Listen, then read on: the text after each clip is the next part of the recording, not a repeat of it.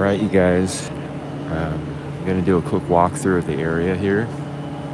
The Abraham Lincoln statue has already been removed. Drove by this morning and should have stopped then, but they've already removed it since then. But this is the Roosevelt statue. I'm going to walk around the area here real quick. I'm not using any microphones or anything today, so it's just the gimbal and the iPhone, so that's the quality today.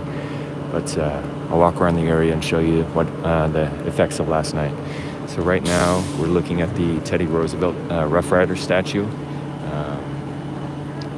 The horse is laying there. We've got a crane here, and they're getting it all chained up here in a few minutes. Momentarily, I assume that they're gonna load that onto a flatbed truck and take it away. So I'm gonna walk around the area now. So this is the park blocks in Portland, Oregon, Madison and 9th, or Park Street is basically 9th Street, but and right there is the Oregon Historical Society. They attacked that tonight. Construction crews are boarding up all the windows right now. I'm going to walk across the street over to the Abraham Lincoln statue that they attacked, and they've already taken down. So if you guys are unaware, last night the anarchist rioters came down here to park blocks, and they toppled the Abraham Lincoln statue, and they toppled the Teddy Roosevelt statue, and they broke into the Oregon Historical Society, which is a museum. And if anybody saw my stream last night, I talked about that a little bit on my call-in show. I found out about the news, and so this is the Abraham Lincoln podium where the statue was up until last night. They knocked that down.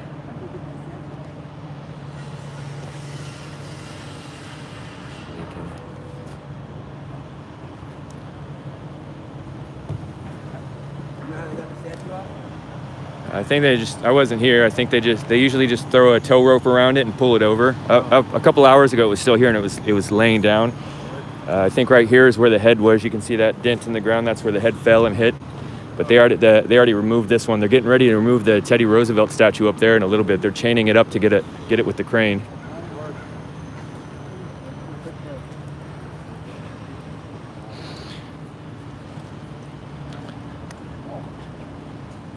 I'm gonna take a little shot of this hole in the ground. So if you guys didn't see, this is the hole where the head hit from the statue. They toppled it, and it hit the ground and broke the concrete pavers down here. So I drove by here this morning and saw the statue paved. It wasn't ready to come out here and film at that time. Wish I could have got some more images. And just let you guys know, I'm not looking at the chat right now. I will in a little bit, but I focus on my surroundings and watching everything. So the anarchist rioters came out here last night. This is pretty close to the PSU campus, Portland State University. It's just down the road a little bit south of here. So that's the Teddy Roosevelt statue. And this is the Oregon Historical Society. It's a museum that documents the history of Oregon. So they came and targeted monuments and targeted history, targeted documentation of the past. And if you know anything about communism, that's not just an emotional thing. That is an intentional tactic to erase the history, erase the statues, erase the history, erase all the documents of the past so that people forget. So this is the Oregon Historical Society. It's a museum that documents Oregon's history. It is so unbelievable that these people attacked here last night. I'm not sure what extent of the damage they did in the building, but they're boarding up all the windows right now and trying to secure the building so that nobody else can get in there.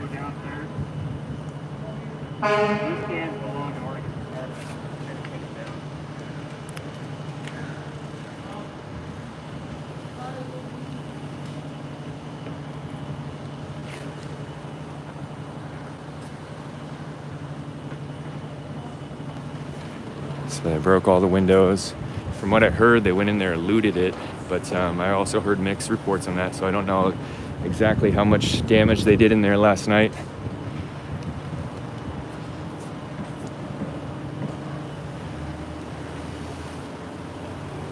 Hi, sir. I'm a live streamer. I document these kind of things. Can I interview you? No. No? Okay. Can I ask you off the video what you think about this?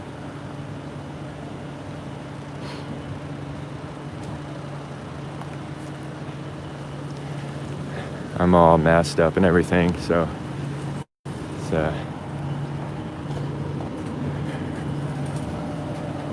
so in the background, ironically,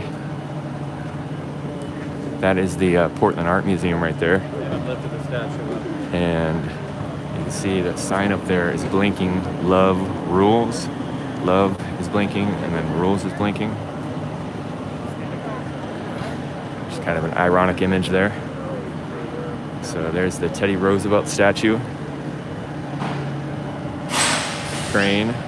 They'll be taking that statue pretty soon. I assume that they've got a flatbed truck. They're going to load it up and take it away. As I said, they already took the Abraham Lincoln statue away. I'm going to walk around here to the other angle and get a different image of the horse statue. It's a Rough Rider statue, Teddy Roosevelt riding the horse. Teddy Roosevelt's actually one of my favorite presidents. The dude was kind of a badass, tough guy, intellectual. I think one of his favorite mottos or quotes that he coined was speak softly and carry a big stick. Roosevelt was a good guy. It's funny that the leftists are attacking his statue because he's the one that set up the national park system and conserved nature. He was a big green guy, like one of the first people that started trying to get people to conserve the natural parts of America. So.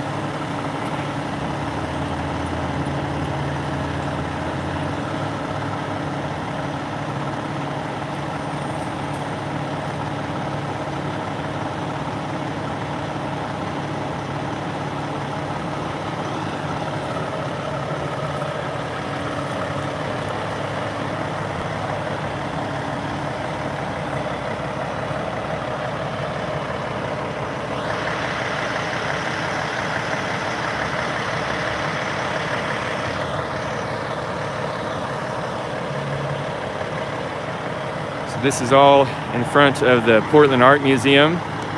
Everything's blocked off in front of that building so the construction crews can handle their crane. And there's a man over there using a paint thinner or turpentine to clean off spray paint graffiti off of the Portland Art Museum wall. You can see that it says, I can still see the wetness that he's wiped off. It says F-U-C-K.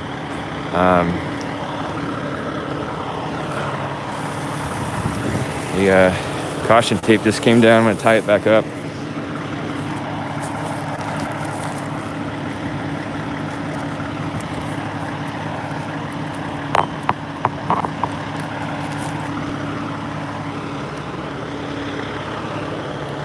So I know a lot of you guys in here know a lot about communism. I know I harp on it over and over and over. But if you're still uninformed on communism or tactics, I encourage you to read into it and what they've done in other countries, what they've done in other communist revolutions, and how it happens from a grassroots movement from the populace. They come in and they create division in the country, they create dysfunction, and then once there's enough dysfunction, they stir up the masses to cause trouble for people.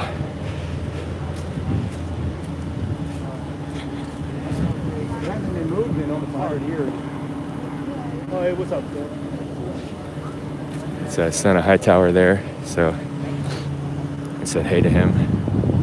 But and then one of the tactics of communism is to come in and just destroy things, destroy the history, destroy the monuments, destroy the religious structures and the temples, destroy museums, destroy any documentation of the past. And they literally attacked a museum last night, the Oregon Historical Society. They attacked this museum, and I heard that they looted it. They've got all the windows and entrances to this building boarded off now. The construction workers are. They actually attacked the museum last night, you guys. Like, this is no longer hiding what their intentions are. They attacked the museum because they don't like history. They don't like the things that people have documented. So they attacked the museum and trying to erase artifacts and documents. And I don't know what they got away with and what all they did in the building, but you can see all the windows to the building. Several of them are broken. They're all boarding it up so that they can't get into here now.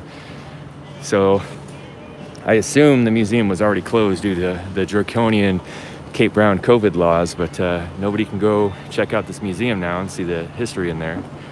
This is I'm going to keep repeating myself, guys. Forgive me for that, but I know people are coming in and out of this stream, so I'm just going to keep saying what this is. This is the Oregon Historical Society in Portland, Oregon, on the Park Street blocks near the PSU. This is kind of like the museum area. Across the street over there is the Portland Art Museum, and then behind me is the Oregon Historical Society. It's a museum that documents the history of Oregon and keeps it safeguarded. The communist rioters came in here last night and attacked the museum and a couple of statues. I'm going to walk back over to the Abraham Lincoln statue podium. They've already removed that statue.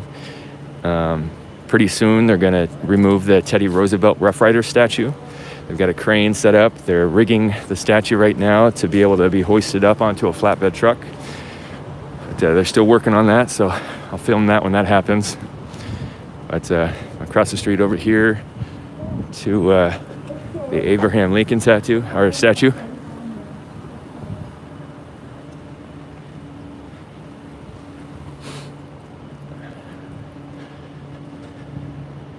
Still not looking at the chat, guys. Feel free to chat amongst yourselves and everything, but I'm not going to read the chat at the moment. I gotta pay attention to this stuff. So this is the podium that the Abraham Lincoln statue was on last night. Came by this morning. I wasn't able to film. I wasn't prepared for that this morning, but the statue was laying head down here. If you see this concrete chunk missing out of the ground, that's where the head hit the ground and broke the pavers. The statue was leaning from the podium with the head down here, right there. So this is the Abraham Lincoln statue in downtown Portland, Oregon. It says Abraham Lincoln presented to the city of Portland by Henry Waldo Coe, 1928. So another almost century-year-old monument has been. That's a person I see at the riots a lot. Right there, walking by. He's at a lot of events. I don't think there's any reason to read this. It's hard to read. I'll read it though. The Oregon Lincoln Bicentennial Commission was established by Oregon Governor Ted Kolingowski. The National Bicentennial celebration of the President Abraham Lincoln birthday on February 12, 2009. This dedicated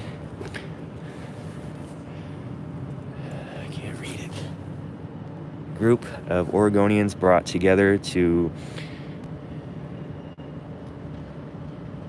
increase knowledge of Abraham Lincoln in Oregon, held educational town hall throughout Oregon, and recreated historic events from Lincoln's presidency, in addition to Lincoln's lasting legacy of ending slavery in the U.S. and preserving the Union.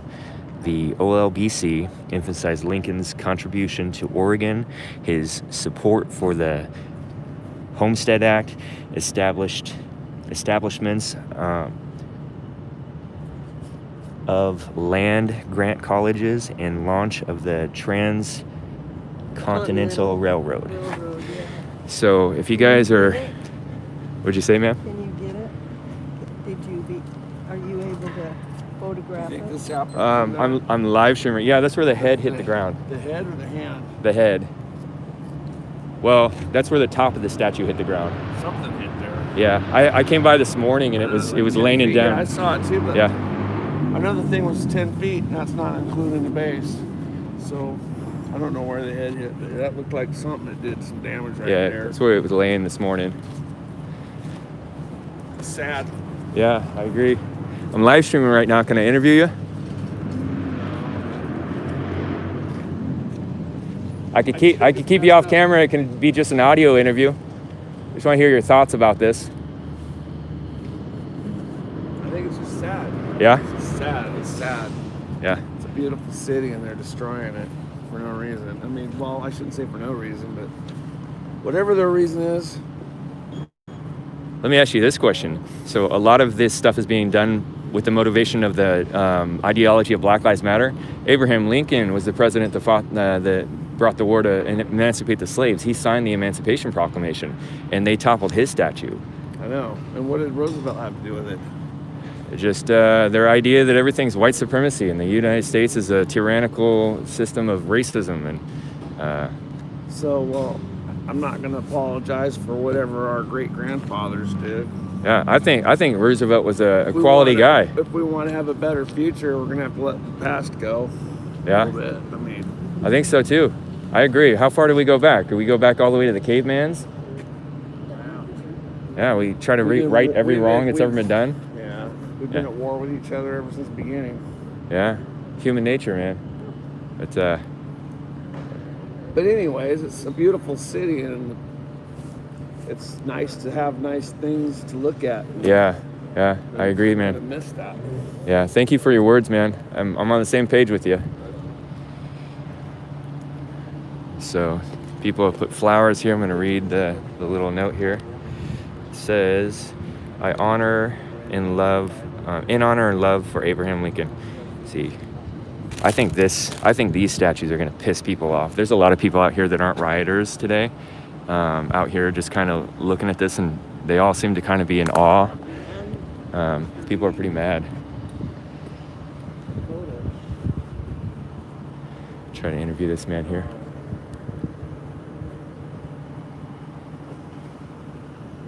Hi, how you doing? Fine, thanks. Please leave me alone. I'm a streamer. I've been documenting these riots for a couple months. My name's Villain. I do the VillainReport. Is it okay if I interview you for the? No. No? Okay. I see you're wearing a Navy hat. Thank you for your service, sir. I know I probably look like I'm one of the Antifa, but I'm not. I dress like this because they attacked me for filming. So I'm a patriot. So thank you for your service, sir. You know Andy? Andy, no. Yeah. Yeah, I'm familiar with him. I've met him before, and I followed him on Twitter. Yeah. If you want to, you guys can follow me on Twitter or Facebook. It's VillainReport, like muhaha villain. Yeah, I've been documenting this stuff. Originally, I was actually in Black Bloc in the riots recording everything, but then they started targeting me. I've been attacked and jumped. And anyways, I'm just out here today to show people across the country and across the world what they did here in the city last night. They attacked a museum. That's pure communist tactics. They're trying to erase the past. Huh? They say it's stolen land, and yet there's a 10,000-year-old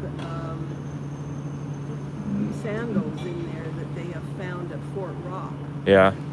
that are Native American. So, and in the museum, there's a huge amount of Native American art and everything. So it's, you know, it's such ignorance. Is it all right if I put you on camera to keep asking you questions?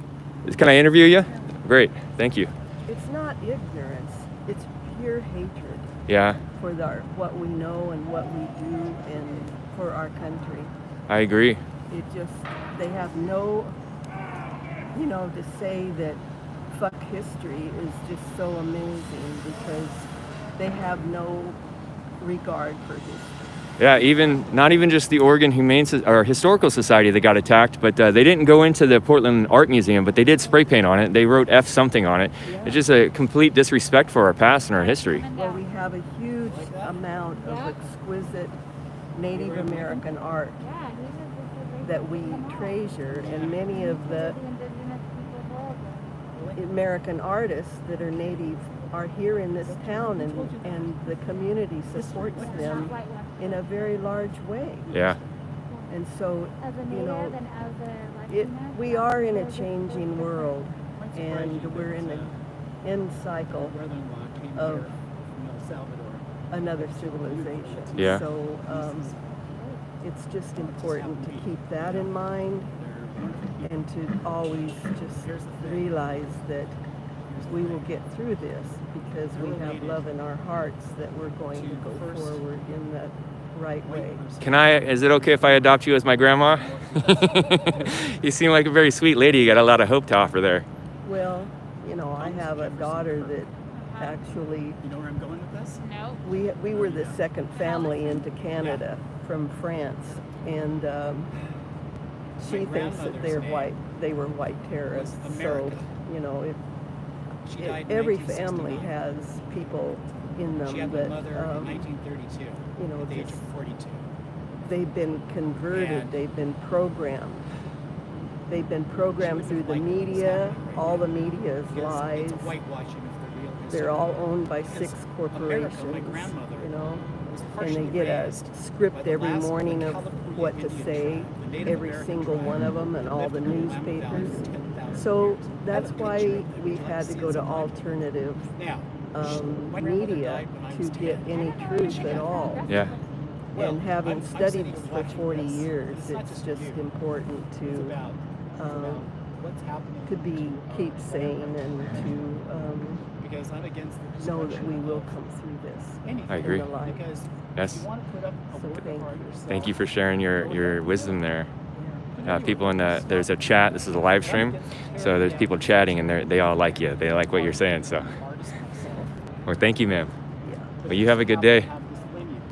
Um, Ask let me put you on mute here for a second. Turn it away.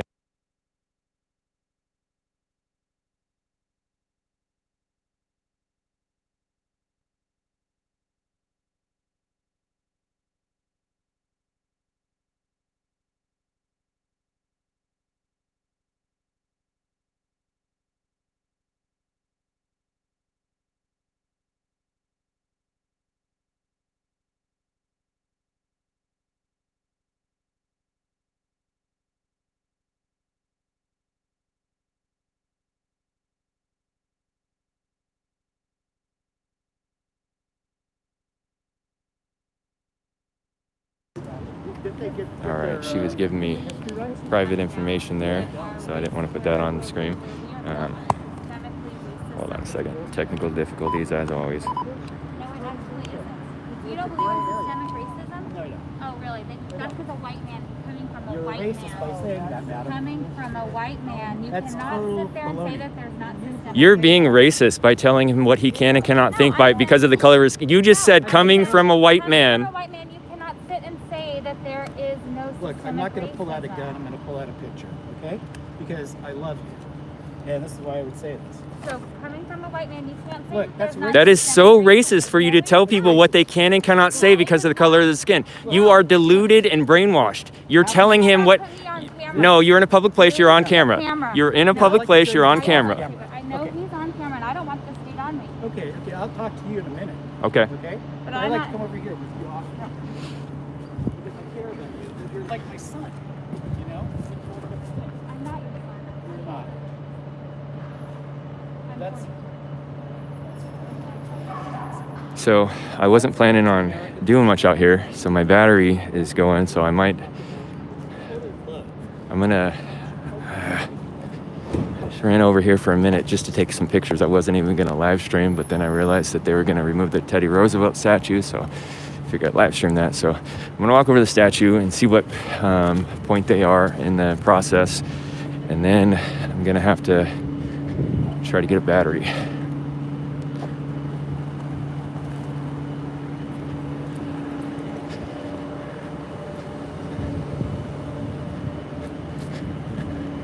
I hope you guys stand out to people like that when they're saying just nonsense racist things and claiming that you're the racist while they're being racist. We have to stand up to that kind of stuff.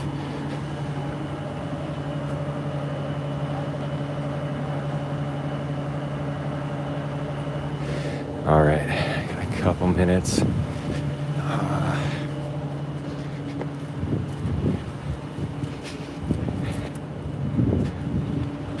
But I just can't stand that kind of stuff. telling people what they can and cannot say or think because of the color of their skin. And they're saying that they get special privileges on what they're allowed to say and think because of the color of their skin. That is the definition of racism. That is pure and simple racism. Bunch of racists.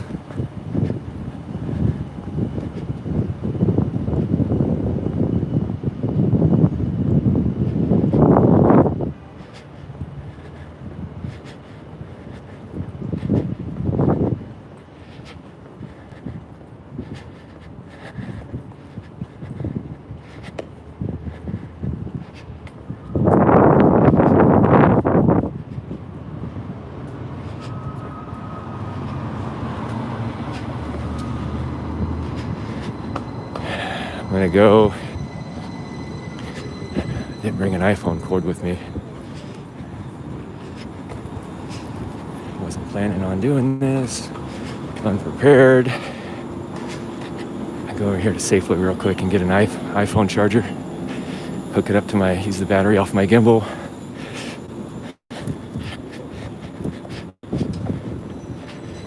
That man was being a lot nicer than him. I think she triggered me. She triggered me, guys. Start being racist and telling the other people that you're being racist toward that they're the racist ones. It's nonsense.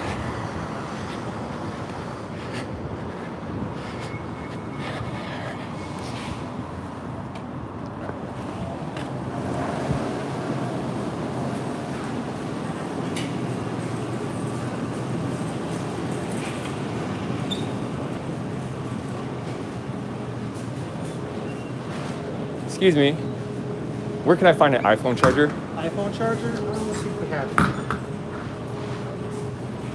Just the cord. You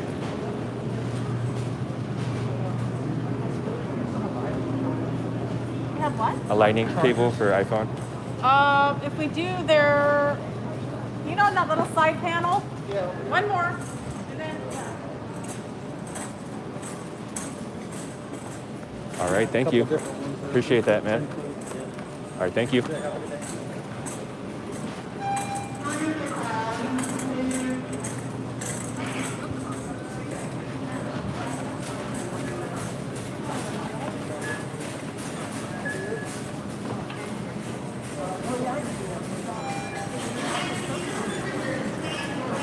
Guys, I'm getting an iPhone charger for those of you who don't know what I'm doing. I'll be back over at the Roosevelt statue in just a moment.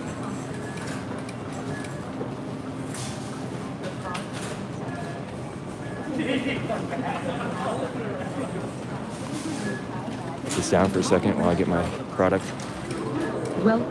If you have your club card, please scan it now. Scan items one at a time, placing them in the bagging area after each.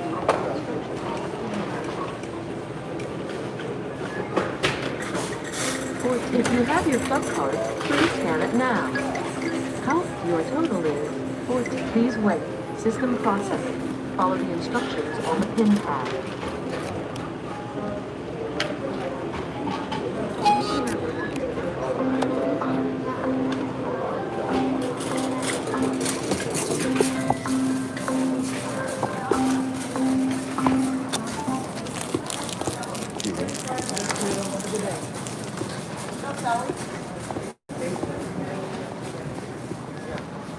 They didn't tell me that I had to record.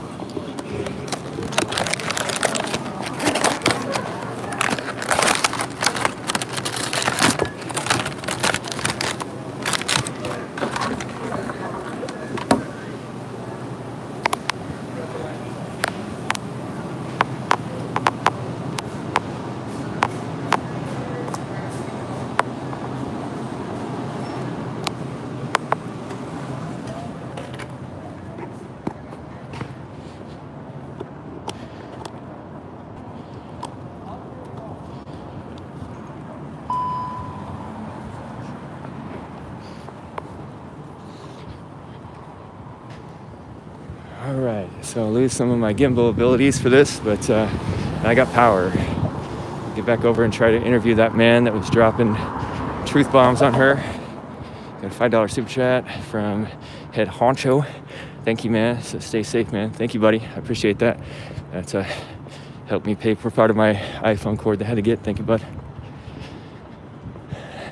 Let's see if I can get this gimbal to work.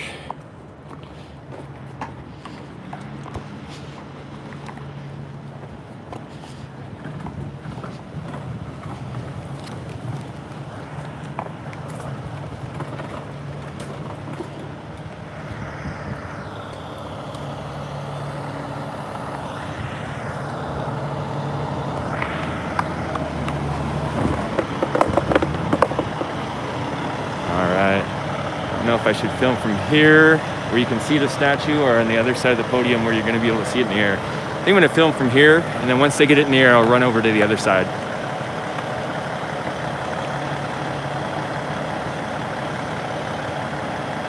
Yeah, I'm going to run over to the other side and see what that shot looks like.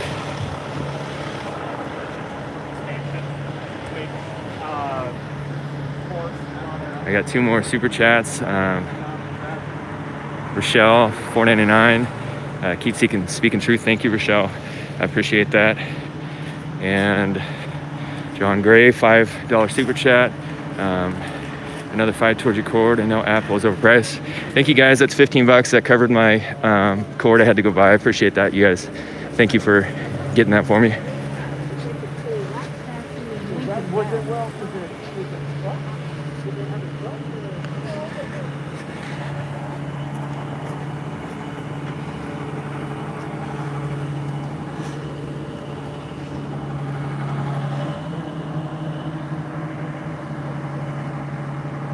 Doris, $4.99, thank you. 10 o'clock, I don't know what that means. But thank you, Doris. So I think after, there is a super chat by Colleen for $9.99. Thank you for all you do. Let the rest of us see and hear what's happening in Portland. Thank you, Colleen. Thank you, guys. You more than covered after YouTube fees that cord, so thank you. I'm just going to take the phone out of the gimbal now because it can't handle the weight of the cord.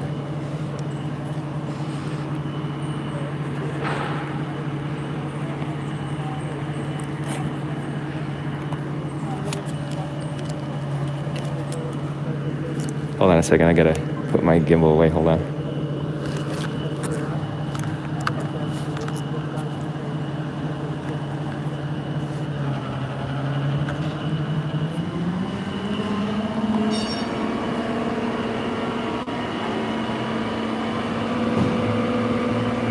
So you guys that are just checking in, if I repeat myself, I'm sorry, but we're here in Portland, Oregon on Park Street in between the Oregon Historical Society Museum and the Portland Art Museum.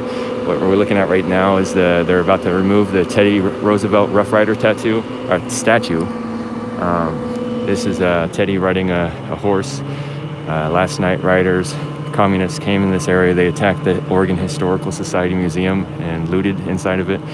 They toppled the Abraham Lincoln statue, and they toppled this Teddy Roosevelt statue. Right now, the workers are getting ready to remove the statue and load it onto a flatbed truck and take it away.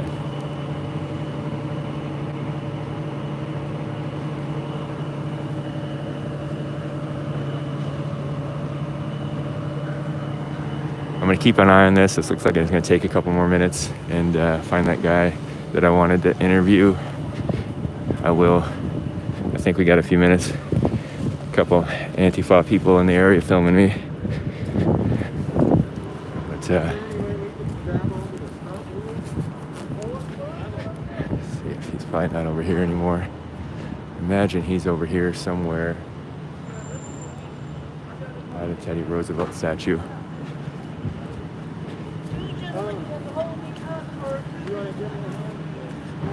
Find him. I want to talk to that guy. He was dropping some truth bombs and being very respectful and kind about it.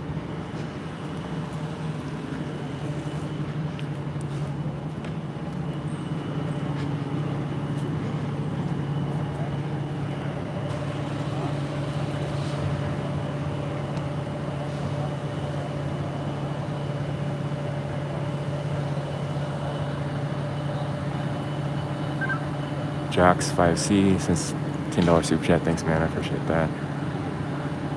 And then Davis T, You Are the News, God bless, $15 super chat. Thank you, man. I appreciate that. And Cindy, $15 super chat. Thank you, Cindy.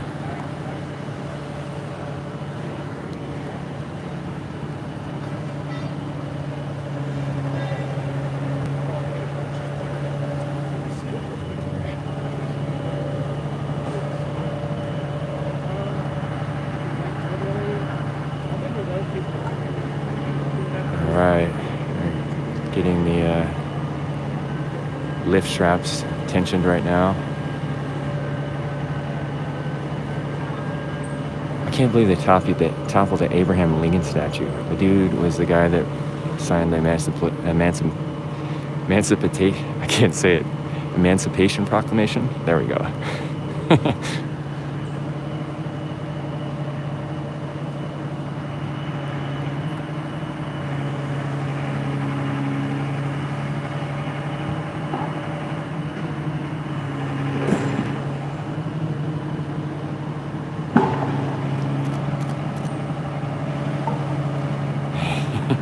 Immense precipitation.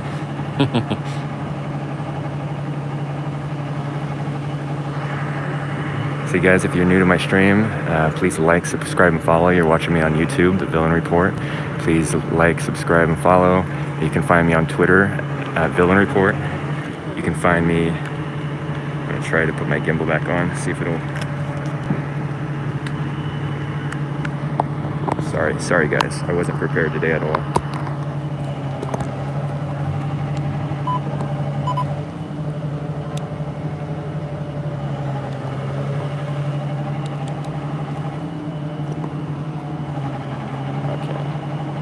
Alright, that's a little better, I think, but not going to have full gimbal quality. But anyways, you can follow me on Twitter, Facebook, Twitch, and let's forget one. Twitter, Facebook, Twitch, and YouTube. Villain Report. VILLAIN Report. Villain like muhu ha ha ha. The Villain Report. If you guys want to help me out, continue funding me to put my time and effort into filming this stuff, and you can hit me up on Cash App, Villain Report, Venmo, Villain Report, and PayPal, thevillainreport@gmail.com. I do appreciate the super chats. If you want to send up a message on super chat, feel free to do that. I greatly appreciate that. But if you're just looking to help me out financially, it's better to use Cash App or one of the other apps. YouTube takes 30 to 40% of all your Cash Apps. And I don't get it for like a month or so, and my account gets shut down and I lose it all. So appreciate all the ways you guys help me. I do love my super chats, but if you're looking to help me financially, it's better just go to Cash App or the PayPal or Venmo. And a large part of that is just my frustration and not wanting to give that money to YouTube because they're being ridiculous with those fees. It's ridiculous fees.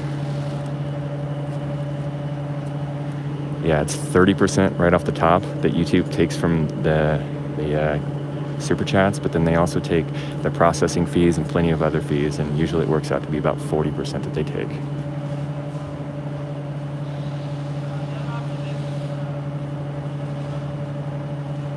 They already removed the Lincoln statue. They've taken that away already. So this is the Roosevelt statue. These park rangers weren't standing right there in that spot. I'm gonna walk around and go get the other angle.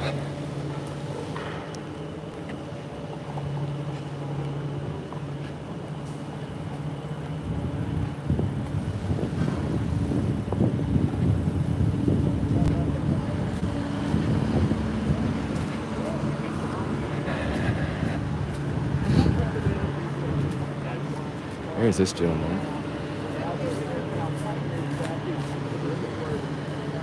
I gotta get this footage right now. They're starting to lift it up.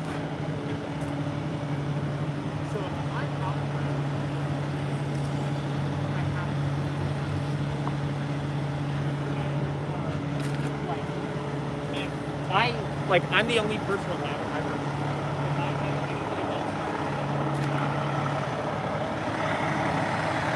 Hi sir, how you doing? I'm Villain with the Villain Report. I'm a patriot. I'm live streaming right now. So, Your wedding? I'm live streaming, so I'm filming live right now on the internet. Is it all right if I interview you? I'll keep you off camera then. Can I ask what you think off camera? No? Okay.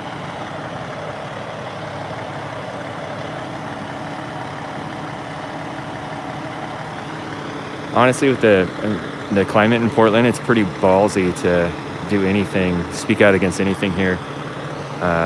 Portland in general is cancel culture headquarters of the world.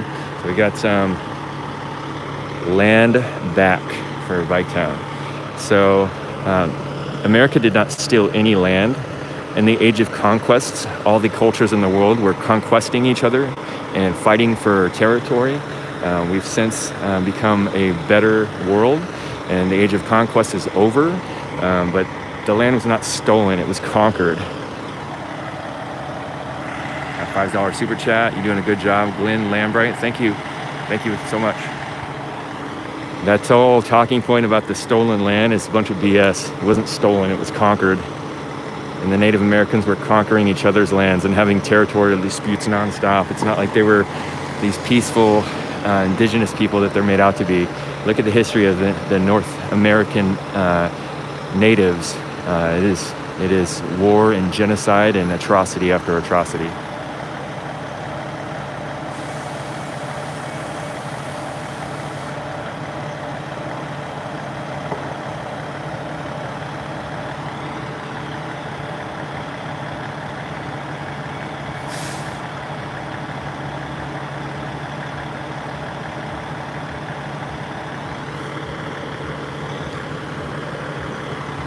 I know I'm gonna keep repeating myself, so forgive me guys. If you're already in here, you can turn the volume off if you just want to watch the footage. But I am in Portland, Oregon. This is the Villain Report. I've been documenting the riots and the effects of the riots for several months.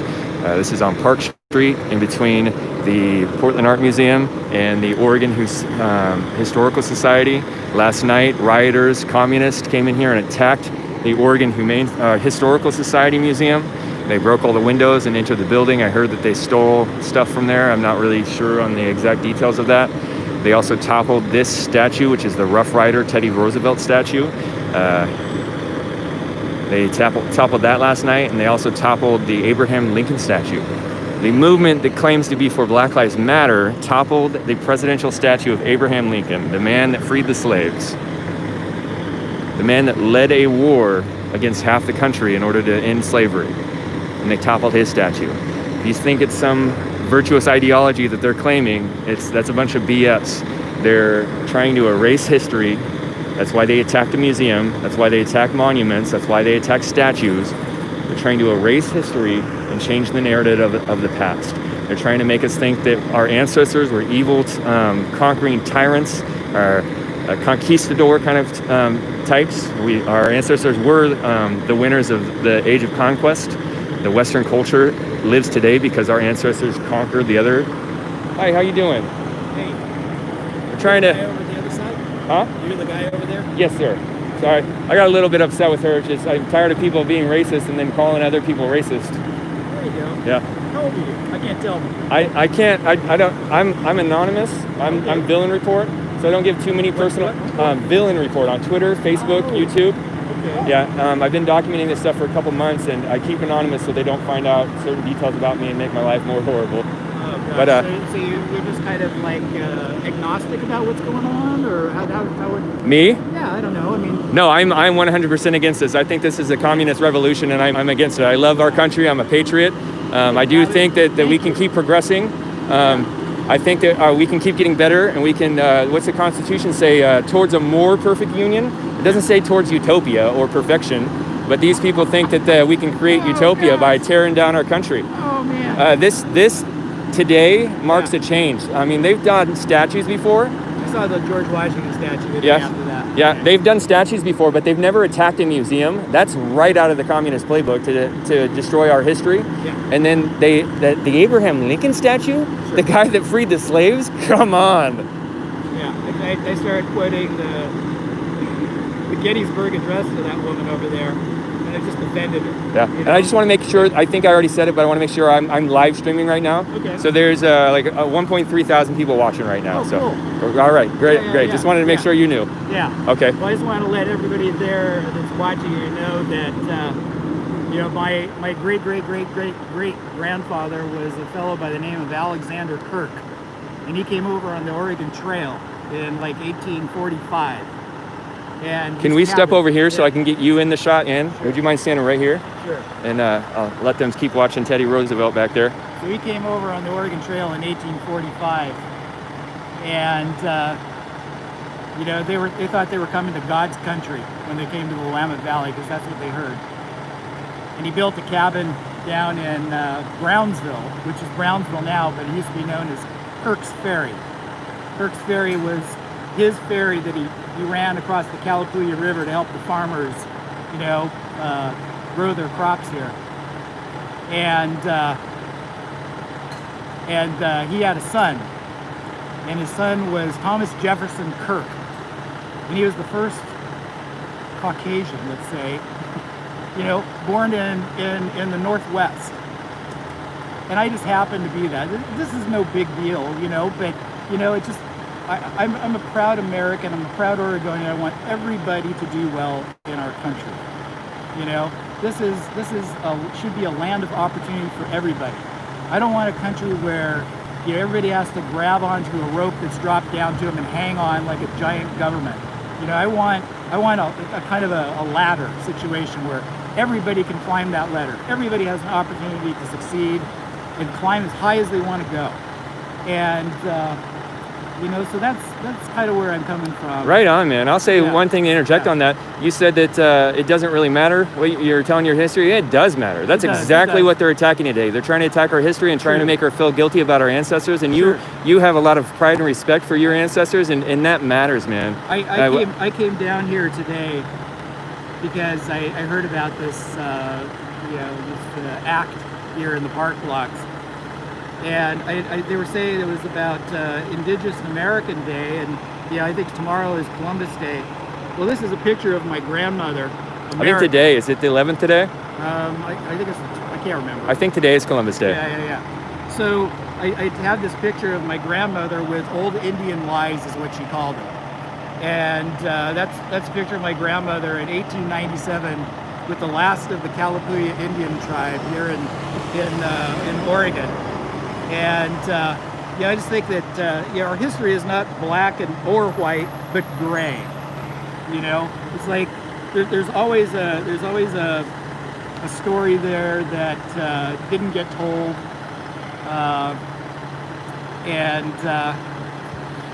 you know. I'm not a Star Wars fan, but I like that saying that only Siths speak in absolutes. Okay, cool. The reality is a little bit more nuanced than black and white. Right. And here we are in front of the Portland Art Museum, and yeah, I'm an artist myself, and to see artworks, public artworks pulled down in an act of censorship, basically, reminds me of what happened in Nazi Germany when a group of people was targeted.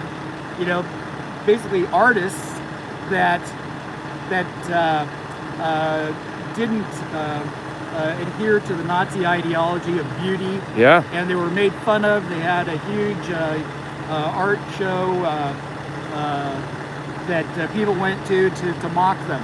Yeah. And I don't want to see that kind of thing happen here. You know, we need to speak the truth. We need to respect everybody. What'd you think about the elk statue? I thought it was beautiful. Yeah, it was one of the most beautiful icons, like that and the Oregon, made in Oregon sign. Those are like two huge icons. And like, what are they going to attack next? The unicycler? Well, yeah, the attack will continue as long as good people do nothing. Yeah. And you know, I think people are starting to wise up to what's going on. You know, we kind of settled back. We want peace. We want people to love each other. We want to respect each other. We want to hear each other's stories. And right now we've got all kinds of problems here in Portland. We've got a gigantic drug problem. We got homeless problems. You know, I belong to a group where we go out and we minister to the homeless, and I'm getting a better idea as to why people are on the street. And I feel like a lot of them are being used as pawns by a certain element of our government. I agree. And so, everybody deserves dignity. Everybody deserves a housing situation. Everybody deserves that ladder, that ability to climb. But when you're pushed into the street, and you're given drugs that numb you of your pain and all that, that's not helping anything. It really doesn't. I agree. Can I ask you one thing? I talked to all different kinds of people throughout this, trying to see different mindsets. I love a lot of the things you're saying, and I love the fact that you have such a well-documented family history, and you have some unique family history too. That's admirable, and you love your country, and you're against the chaos. Can I ask you where you are theologically? What grounds you in your thinking that makes you become this way, this kind of a person? By the grace of God, I was brought up in a Christian home. Okay.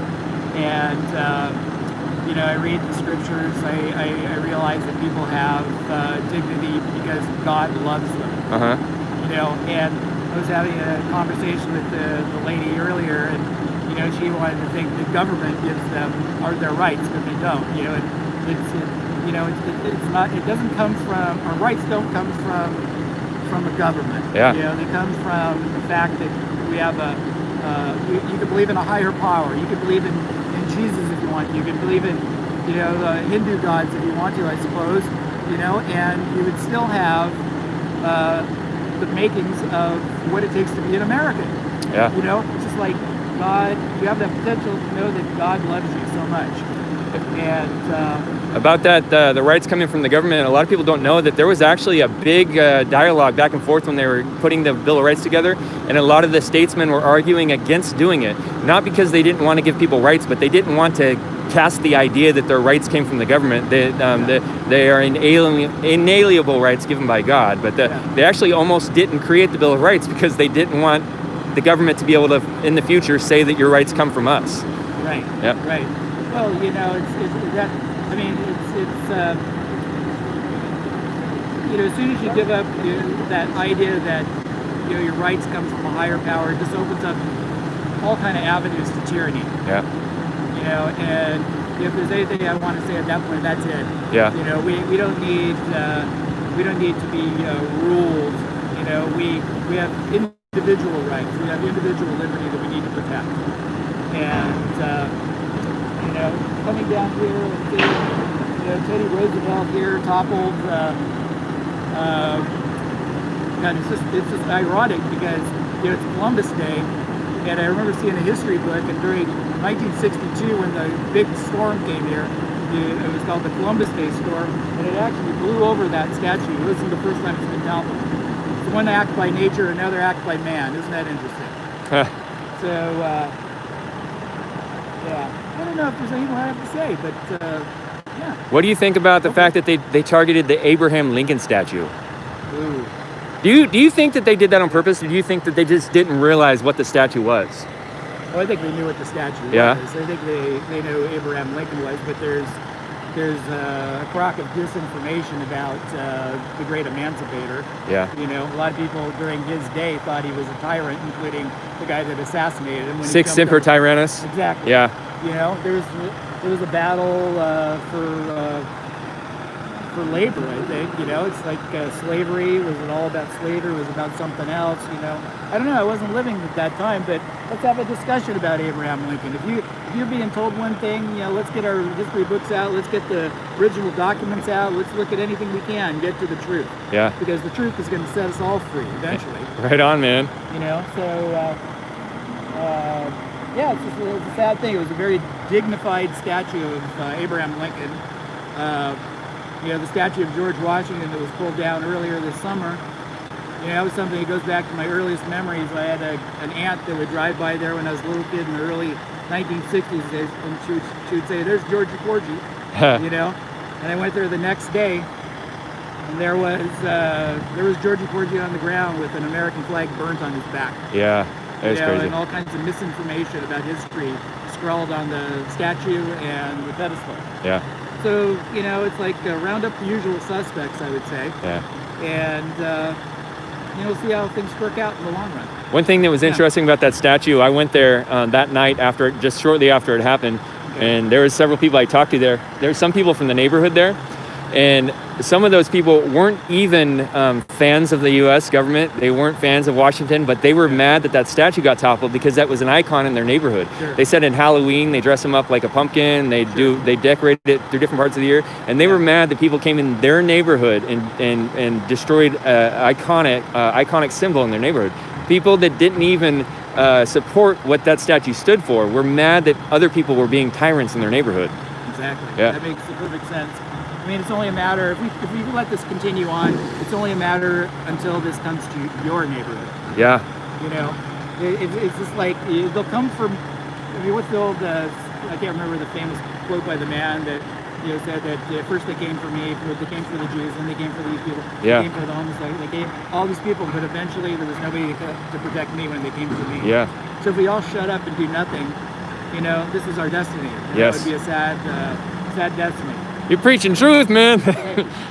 That's I wish people would wake up because they're not burning physical books right now, but they're burning the digital books right now. Exactly. They're censoring people online like crazy, and everybody's like, well, it's not happening to me, but it's happening more and more and more, and pretty soon. Demonetized as well?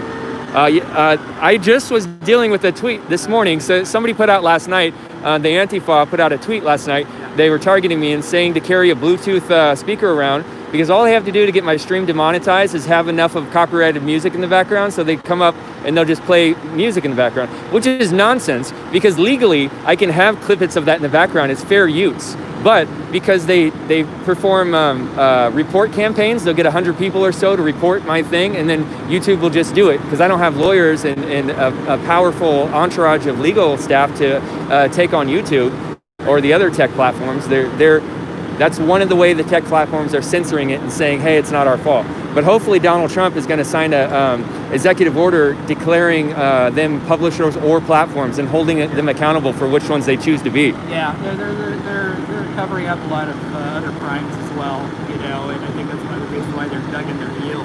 Yeah. They're just desperate. They're like demons that have been. It's like the Wicked Witch of the West that's had the water thrown on it. It's like they're going down, but melting away, hopefully. We'll see how things turn out. Man, you're a positive guy. I like talking to you. So I grew up fundamentalist Christian. I wouldn't have called myself that at the time. That's that label you kind of give from the outside. But I went to Bible college to become a pastor, and I kind of lost my faith there. And I don't know if that shows that I never really had faith or what. We get into that conversation. But in the last couple of years, I come around and I'm looking for truth, and I've been searching my history, my family's history, and society's history, and wondering why so many things are so messed up. And I'm coming more and more to Christian theology. I'm not a Christian because I haven't found evidence that makes me think that it's reasonable to believe that the resurrection actually took place, and I don't want to claim to believe something that I don't actually believe. So I'm looking for. I would love to find that evidence because I think that would be wonderful to believe that were true. But that's where I'm at on that. But I will say that the reason why. One of the motivations, I ask a lot of people about theology, but I asked you because I kind of sense that you were a Christian, and I can read all the books, and I can do all the things, and I can learn all the stuff, but I've come to the conclusion that rationality alone cannot send you to the truth. It's a tool, it's great, but by itself, so there's that verse in the Bible that I think I would attribute to you, and I'm thankful for when I come across people like you. You shall know them by their fruits, and I kind of just like talking to you, and I was like, oh, this dude believes in God. Thank you. It's all God's grace,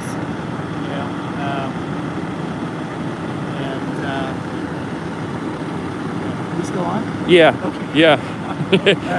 Yeah, I could go on for hours about that. Yeah. It's just like. Yeah. It's what's all behind this. It's a battle between light and dark. Yeah.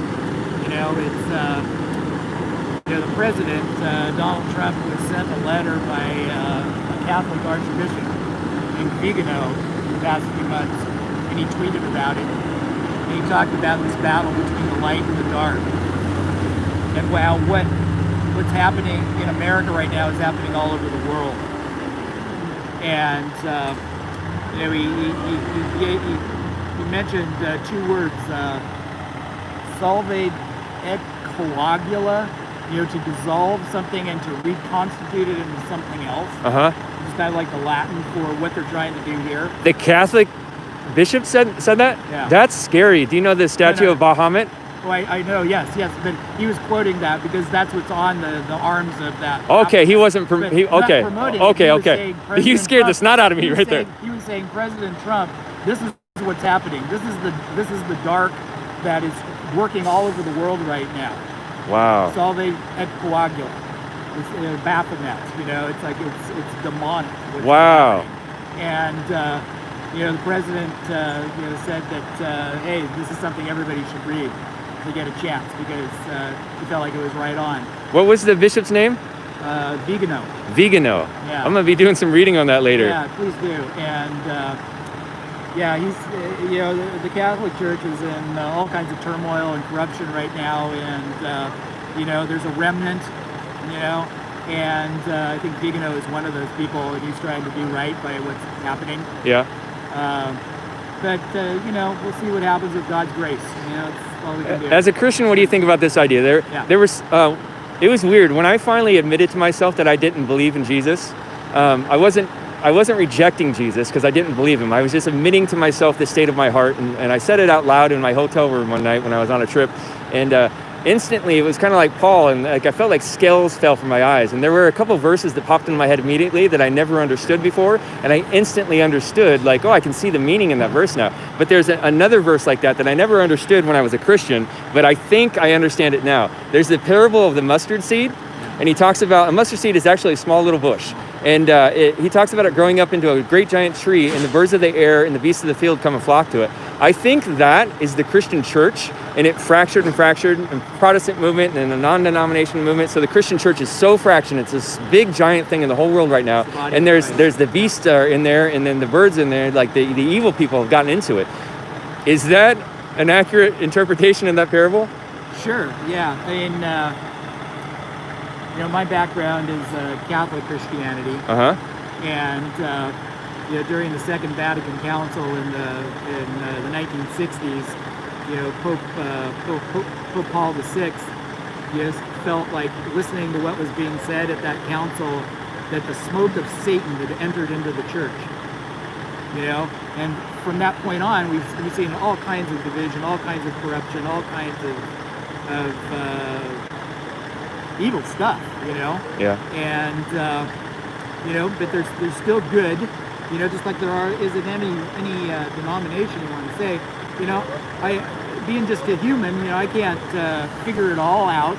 You know, I'm just taking myself where God calls me. Yeah. You know, by His grace. I was talking to a man on a live stream last night, Yeah. and he was saying something I rewatched this morning a couple times, and he was encouraging me not to feel like I have to know everything, and it's just gotta. You don't have to know anything. You gotta just love and be compassionate and try to be empathetic towards other people. If you respect people, you know, just by the fact that they are loved by God, you know, you're on your way to something. If you look at a person as embodying Christ Himself, you know, you're gonna love that person if you love Christ. You know, one of my favorite people of the last 50 years, you know, in my life was Mother Teresa of Calcutta. You know, this was a person that, you know, was called by God to minister to the poorest of the poor. And every dying person she picked up off the street with her sisters, you know, she just saw Christ in each one of them. It didn't matter what religion they were. They could be Muslim, Hindu, Christian, whatever. It didn't matter to her. It didn't matter. She just loved them all. You know, and I wish more people could learn from somebody like that in healing America, healing the world. You know, I feel called right now to go with some urban missionaries around Portland because it's reminiscent of that ministry that she had. And I see people that are lonely. I see people that are forgotten by their families. I see people, you know, in the throes of addiction. And they all have stories. They all have, some of them are really close to my own, and they're by the grace of God go I. But you know, it's just like if we had 1,000 people in the streets, you know, putting like a bit of their income toward giving something back, you know, getting them off, getting them a home, whatever, you know, we might have a better world that we live in here for the time being. We'll see. Right on, man. So you know, it's just sad what's going on here. And you know, here in front of the art museum, the neon sign says "Love rules." You know, well, for me, love is not a concept; it's a person. You know, it's like it's basically saying to a Christian, Jesus rules. Huh. You know, and you know, but it's being turned around, I think, you know, by the culture that we live in to being something else. Yeah. Perhaps that's my guess. Right. But yeah, it's fascinating times. We live in very interesting times. Thank you.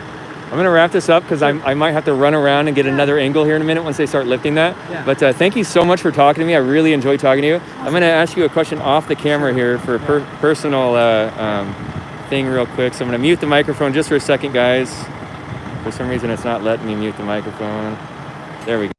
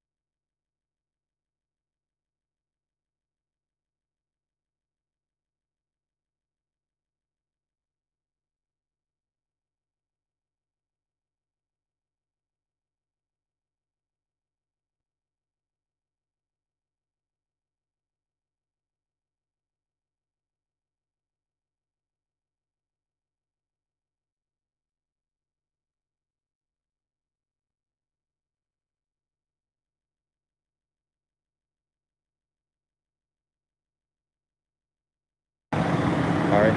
Thank you so much for your conversation, and I hope we get to do that thing. Yeah, I'd be glad to introduce you to the Father and kind of show you what goes on. I mean, a lot of people don't even know what Catholic means. Yeah. You know what it means? Universal Church. It's universal. Yeah. And you know, the Mass itself, it's the one sacrifice reenacted in time. You know, that one sacrifice that Jesus made. And the Eucharist is basically the Last Supper. Yeah. It's pretty amazing the theology behind it. But, Yeah, it'd be interesting to learn more of the catechism. I guess the catechism is a process, right? Or is it a group of knowledge? It's a compilation of the knowledge of the church put in understandable terms Yeah. for people to kind of get the broader picture. You know, it's not authoritative. It's just simply a document that helps people understand. Right on. But we revere the Holy Scriptures, and we just look at the history and the church that Jesus established. Yeah. And, kind of go from there. But it's been a rocky road, just like from the beginning, when evil entered into this world, it's like. Then when you quoted the Baphomet statue, and you were saying that the Catholic Church got the bishop. Yeah. When you said those words, I knew what that was immediately. I was like, oh man, that's so creepy. They're talking about that today. That's making its way back into the lexicon. I mean, I see people with T-shirts with that thing on. Yeah. It's like half man, half woman. The horns, the whole bloody thing. Yeah. And I hadn't seen it before, until the last maybe year. Yeah. And wondered what it was about. But Portland's actually interesting in that kind of stuff because there's actually like active Satanists here in Oregon. Absolutely. In Portland. There's a Church of Satan here. They do a black mass pretty regularly here. There's the Temple of Thelema, I think. It's a sex cult here that follows after the teachings of Aleister Crowley. Yeah. Even though he rejected all that stuff at the end of his life, they still follow it. Have you heard anything about the possibility that Barbara Bush was the daughter of Aleister Crowley? I've never heard that before. There might be something to this. I don't know. I hate to speak ill of the dead. Well, my followers love that kind of conspiracy theory stuff, and when it's true or when it's not, it's just they love going down those rabbit holes and examining go down it. the rabbit hole and all that, is interesting. I've kind of gotten interested in that. I kind of take it all with a grain of salt, but some of the things make more sense than others. Yeah. I think I've seen some interesting evidence that JFK Jr. might be alive. No way. Yeah. He was a friend of Donald Trump. Huh. And he was running for the same Senate seat that Hillary Clinton was running for in the late 90s. Wow. And he swore that he was going to find out who killed his father. Oh wow. Even if it meant taking down the U.S. government to do it. Wow. So I can imagine that there were actually some people after him that he probably knew about, and he may have staged his own death along with his wife. And if you go to if you look at like Trump rallies, and at the end of them, they often play "You Can't Always Get What You Want" by the Rolling Stones. Yeah. Well, I think I know why. It never made any sense. Why are they playing that? And then I kind of got it down that rabbit hole, and somebody said that if you were a good friend of JFK Jr.'s, you knew that he was a huge Rolling Stones fan, and that when you came to his house, you would always hear Rolling Stones blaring. So you always knew that JFK Jr. was in the house. Huh. And there's a guy at a lot of Trump rallies that has an incredible amount of charisma, but he doesn't look right. He's obviously in disguise. Yeah. I mean, pay attention to this, because I think that in the next, maybe in the next month, we might see somebody actually move in the media in a place where Donald Trump has been for the last 4 years. Huh. It's like, whoa, where did this guy come from? Interesting. And it's just like the side story, he might expose what's happening with the vaccines, Bill Gates, Fauci, and then here's the other thing. So JFK Jr., he wrote this. Were you streaming again? Oh yeah, I'm still streaming. It's okay. People love this stuff. Okay. So in 1997, the edition of George magazine that JFK Jr. I think I gotta stop you. They're getting ready to move this. And I'm gonna narrate it. So. Yeah. Let's do that. So if those of you weren't here earlier when I was narrating what's happening, I'm in Portland, Oregon. We're on Park Street. Actually, this is Park Street. This is the park blocks in between the college and the museums. Right here is the Portland Art Museum. On the other side of the street is the Oregon Historical Society Museum. This is what we're watching right now, is they're getting ready to remove the Teddy Roosevelt Rough Rider statue. Last night, the communist anarchists came out here and they attacked the Oregon Historical Society Museum. They broke all the windows and went in there, and I heard they looted some of the things in there. Today, it's all being boarded up. They toppled the Abraham Lincoln statue. That's already been removed by the city. Right now, they're getting ready to hoist up the Rough Rider statue and place it on a flatbed and take it away.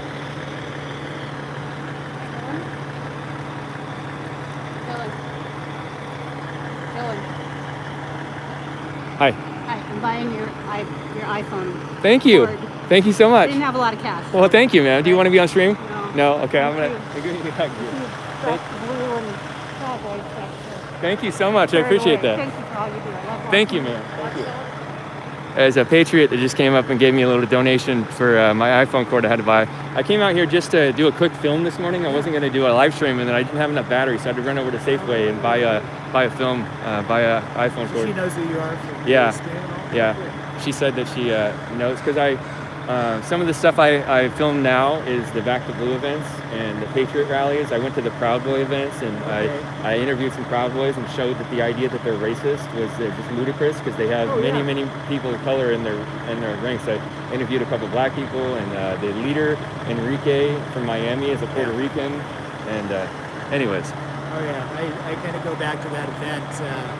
I had a studio mate that told me that a bunch of white supremacists were showing up in downtown Portland. This is like 3 years ago.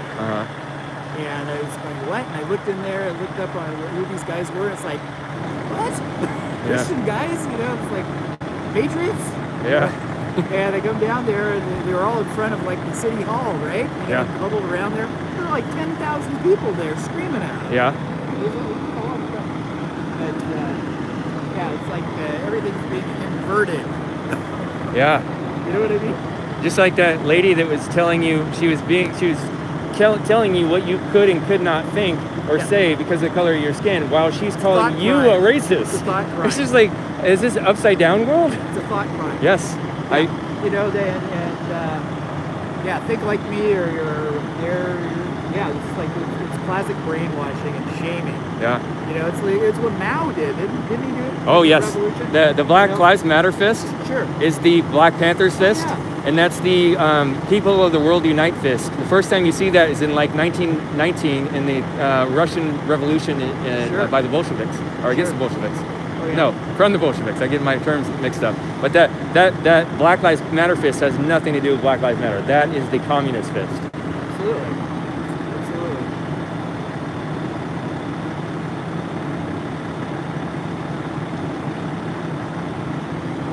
So guys, if you're new to my platform and you want to follow me, I appreciate that. Like, subscribe, hit those share buttons, hit the like button here, please. I'm VillainReport. You can follow me on YouTube, Twitter, Twitch, and Facebook. All of them are VillainReport. If you want to help me out and support me financially to upgrade equipment and enable me to spend my time and effort on this kind of stuff, you can help me out at Cash App, VillainReport, or Venmo, VillainReport, or you can hit me up on PayPal at thevillainreport@gmail.com. I am completely independent and funded by you guys. Most of my monetization on my platforms gets demonetized pretty regularly due to tech censorship. And I did see a couple super chats that I missed. I'll just scroll up here and see if I can see them real quick.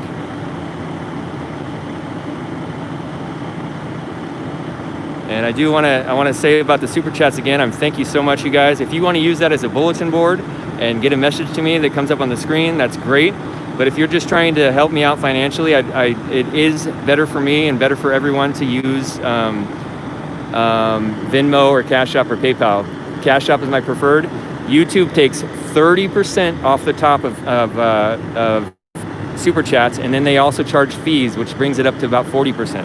So if you were going to do a $10 super chat just to help me out, then you might as well just use Cash App or Venmo or PayPal and send me $6. There's no reason YouTube needs to get 40% just for just for doing that. That's outrageous fees. But and especially when they're demonetizing me left and right against my fair use rights. But if you want to use super chats, go for it. I'm all for it. If that's what you want to do, especially if you're trying to get your name on the screen so I can read your comment, which I'm trying to find the last 2 super chats that came up. I think there was a $1.99 one, and then there was a $20 one. I'm not seeing it.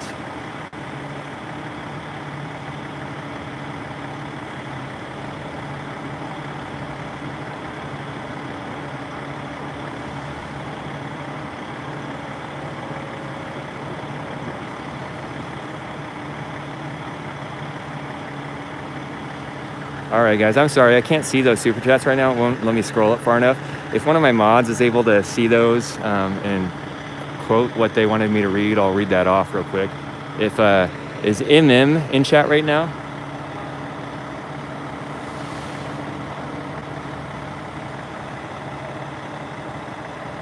if you're able to see the last 2 super chats or the last several. I saw like a one that was a couple bucks, and I saw a $20 one, but I was having a conversation. I wasn't able to read it at that time. If you could tell me what those said, I'll read them out here.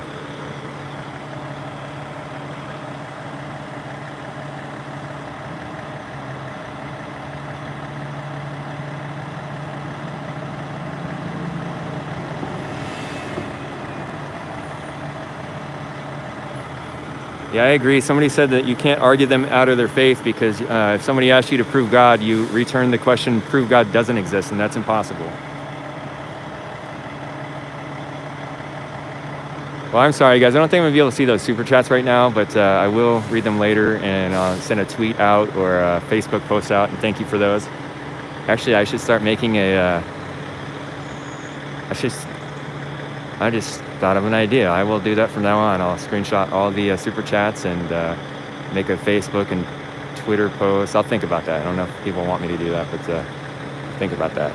All right, they're hoisting up the Teddy Roosevelt monument now. So I'm gonna run around to the other side once they get it up there. It was very nice to meet you. Hope to talk to you again. I'm gonna run around to get a better shot.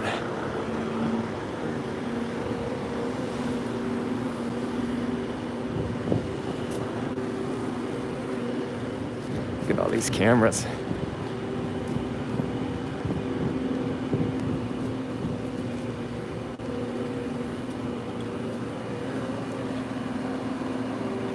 I guess this turned out to be not the better shot. Sorry, guys.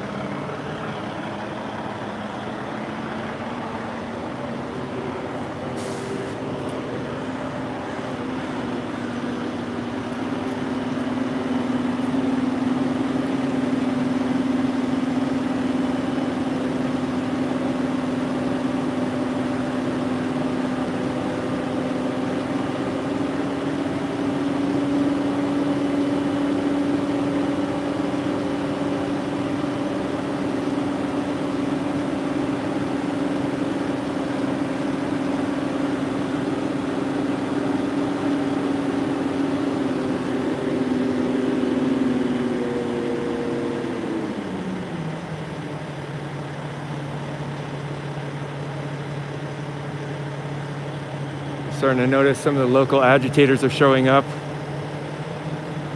Some of these streamers are getting closer. They're crossing lines, so I'm going to cross the lines.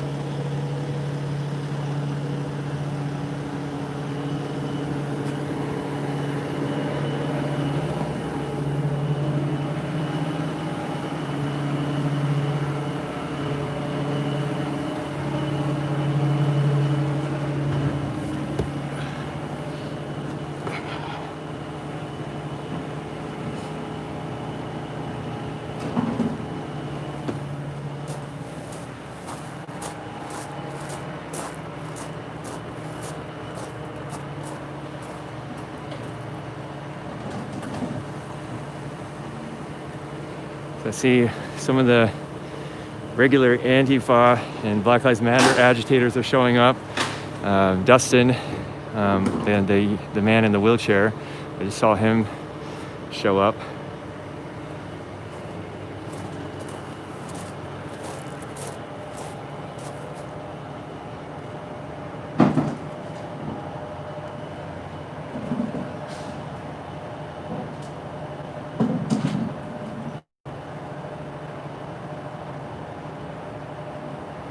There's somebody, hey Ray D, you're gonna slander me in here. I don't know if I'm gonna let you in my chat.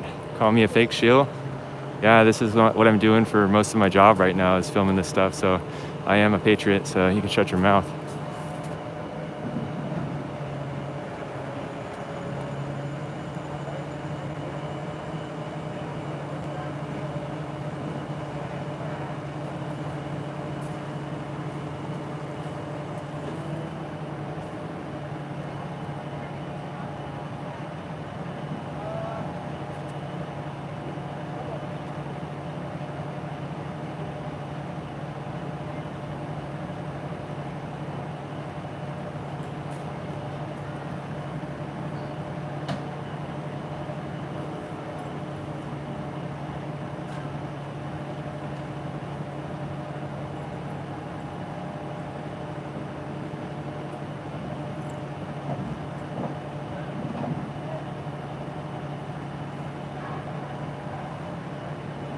Alright, so he's talking about Viking, my bad.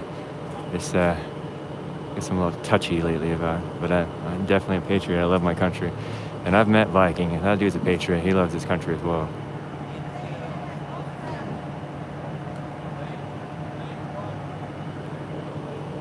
Shout out to my restreamers. I don't know if they're watching right now or not. Shout out to Portland Andy. Shout out to PT News Network, Freight Broker. And shout out to, I'm sorry, I don't really know much about them yet or their full correct name, but Wolf, I believe.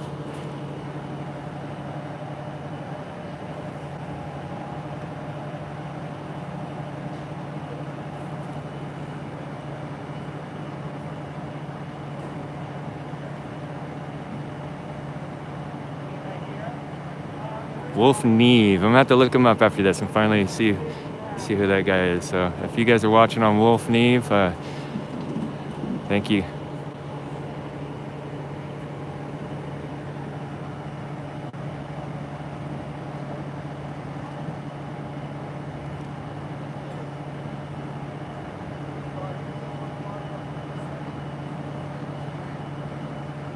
Somebody said most of the history of the world has been destroyed, and throughout history. Do you guys know, you guys ever heard of the Library of Alexandria?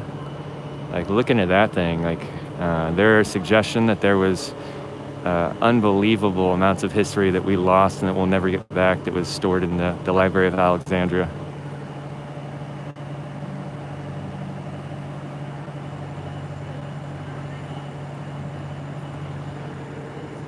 I gotta pause for like 2 seconds.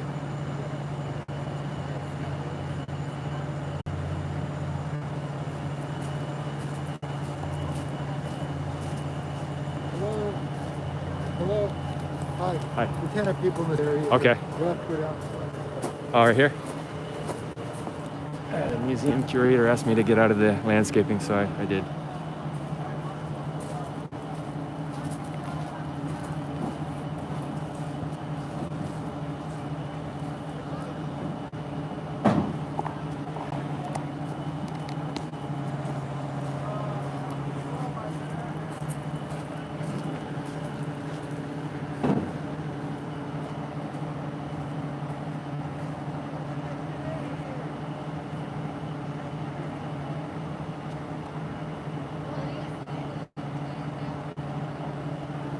I say sorry again to Ray. I just saw that one chat out of context, and I know. I love my country very much, so very thankful to be American and all the things that the U.S. has brought to me in my life, so I am definitely a patriot.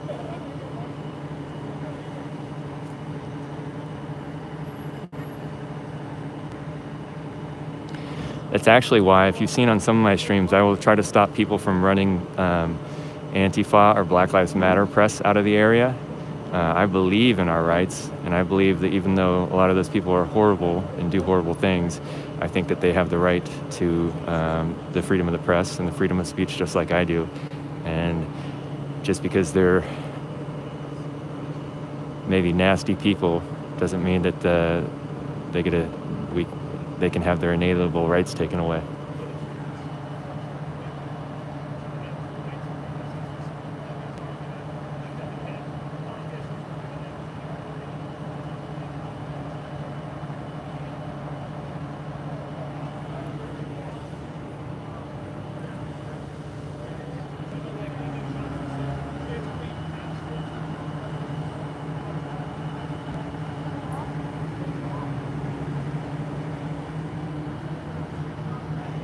All right, you guys, I'm going to back on the other side of the caution tape.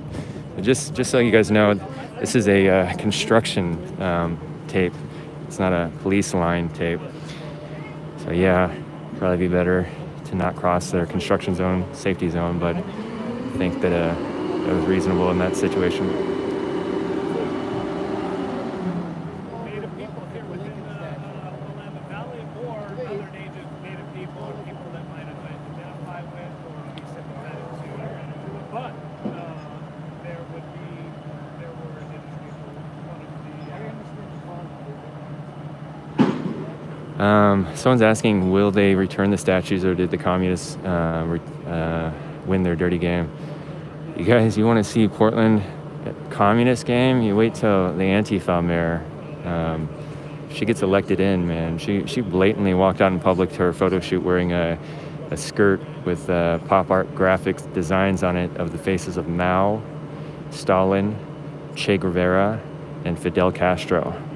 Those are all some of the most notorious, homicidal, genocidal communist dictators that we've had in the world, and she was promoting them on her skirt. She made a comment to the press claiming it was just pop art, but you look at it yourself. You find that comment, you think what you think yourself. Don't let me tell you. But I don't know how often you see communists or leftists telling the truth to somebody that's disagreeing with them. She was blatantly showing her support for those communist dictators.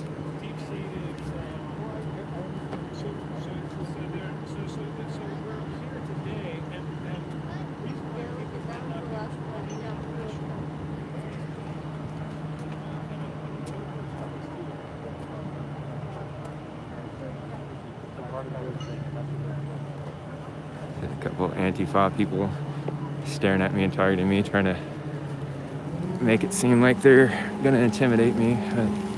Screw them.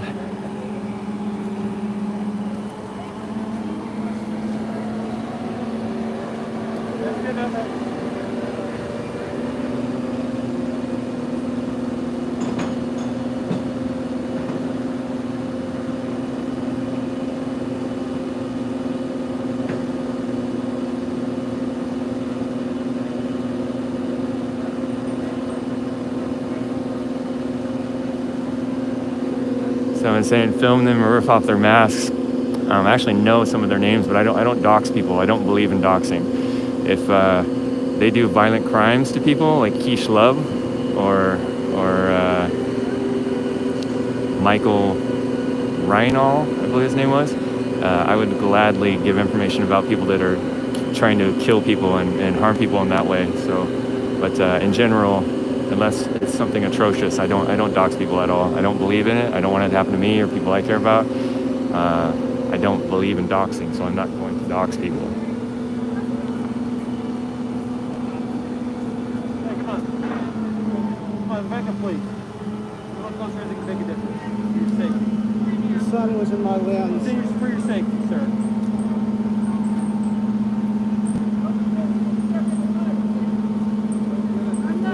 I'm not going up there. I'm just going to get a picture. I'm going to make you You don't want your picture to be your last picture. Listen, I want you to pose for the picture. I'm not posing for the picture, though. Thank you. Oh, come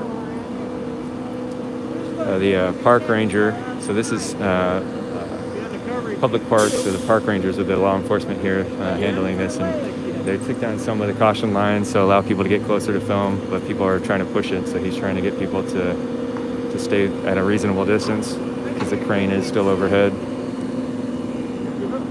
Now you wanted a picture of me. Now, would you change your mind? No, but how would you put that Oh, okay. That's good. I got the sun out when the sunlight is not. I'm not worried about the sunlight. It's not my concern. Well, make the picture.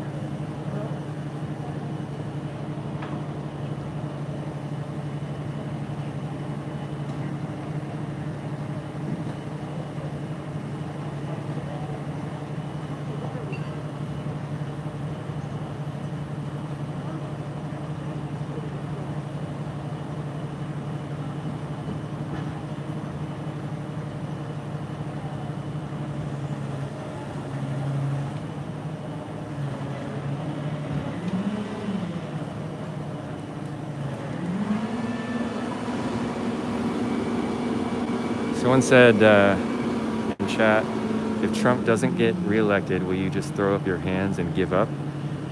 One thing I've been saying recently is where I'm coming from on things is I'm less and less focused on trying to win and just trying to do what's right. I think we need to have that mindset to do what's right no matter if we lose, no matter if they kill us, no matter what happens.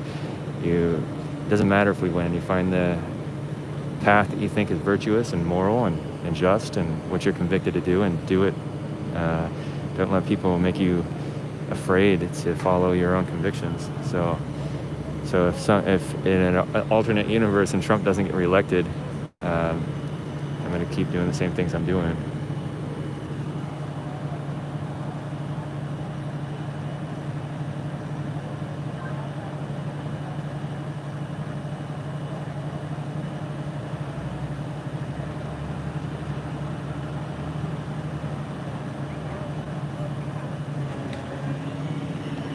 I'll do my spiel again, guys.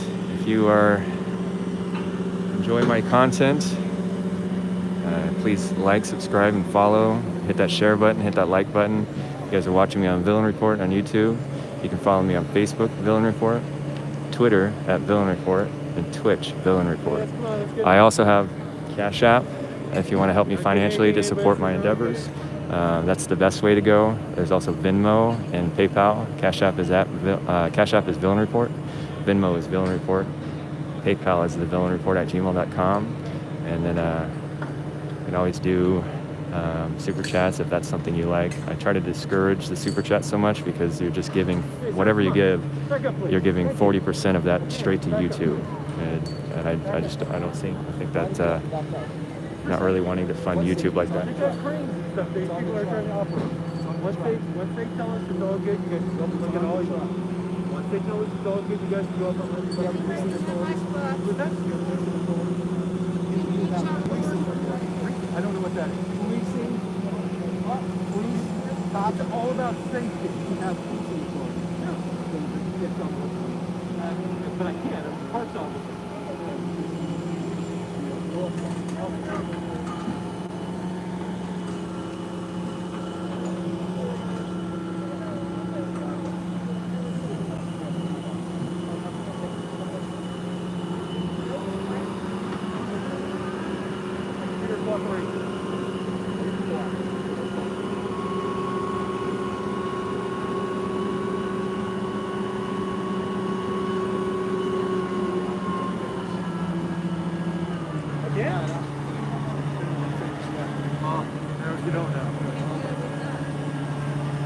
Well, he said he was going to make you famous. Are you threatening to dox you? Did they break the statues? Say again? Did they break either of them? Break either what? Statues. Yes, they are very broken. Are they? Yes. I can't see it. There's cracks in them. That one was all tore out. Thank you for taking care of them. Well, they're working on them. So that one of the filmers there was accosting one of the park rangers, and the park ranger was just trying to do his job and keep people on a safe distance. And granted, I'm filming and trying to get close too, but he told him he was going to make him famous. He was threatening to dox the park ranger just for doing his job. Now, have they already picked up the Abraham Lincoln? They did. Already? working. That one wasn't quite as exciting. They did it with just a small little crane. They got him on no problem.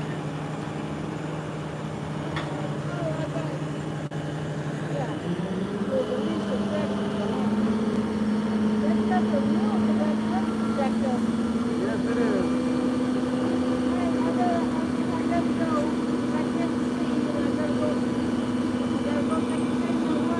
All right, well, you enjoy your day.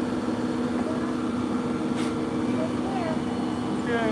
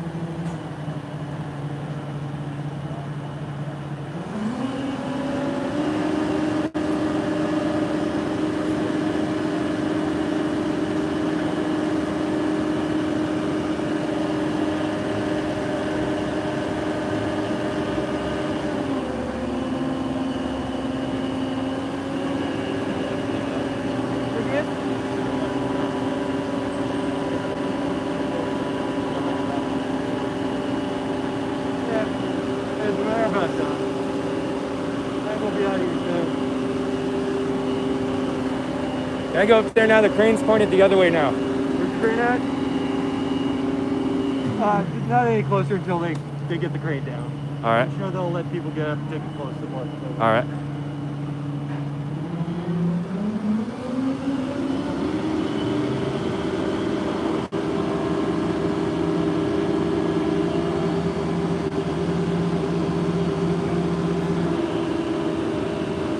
I'm sure they just don't want to be worrying about where everybody else is. Yeah, I understand.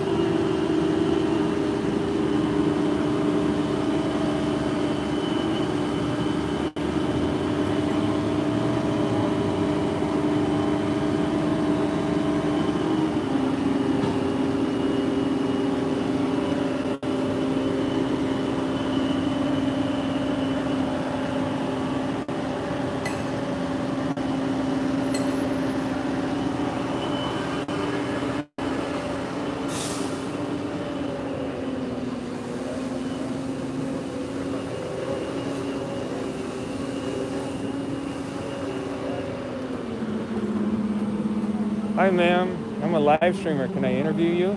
Sure. Yeah? What do you think about what happened here last night? Well, I think it's sad, but I think the rage is something we've just got to process and deal with. You know, people are mad. I don't approve of violence, but you know, also our history is pretty tragic for a certain segment of our population. How would you, you said you feel like you understand that they're full of rage. How would you suggest we deal with it? I don't know. I wish I had solutions. Yeah, I hate conflict, yeah. but sometimes we need conflict. I agree. I agree. So it's not very virtuous to shy away from conflict. No. Yeah. And Well, thank you. certainly getting our attention. Yeah. Thank you for your thoughts.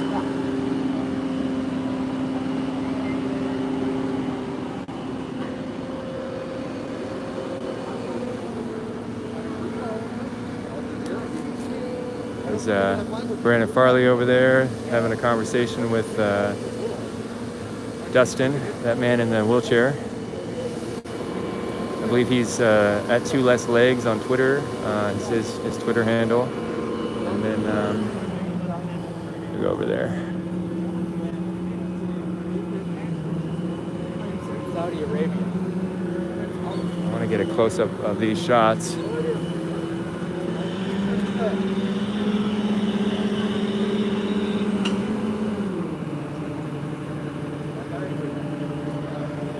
not going to be able to drive the truck away real fast, so I'm just going to go talk to these dudes over here.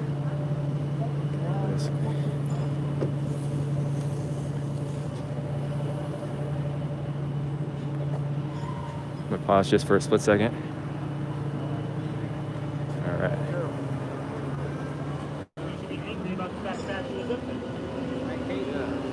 You should be angry about the fact the statue was up, man. I'm not saying you had to be down there. I'm not saying you had to be down there when it came down, but you should have been angry about the fact that it was up in the first place. Why? Why is it? Can I help you? No, if anybody wants to meet the chief of police, he's taking a tour of Bell businesses. He's doing a personal handshake with Chief Lavelle here? Right now? Where is he?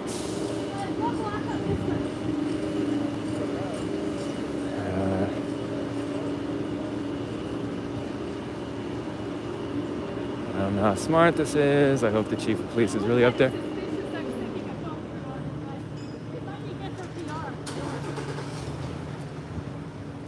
So is he out on the street visible right now? What's that? Is he out on the street visible right now?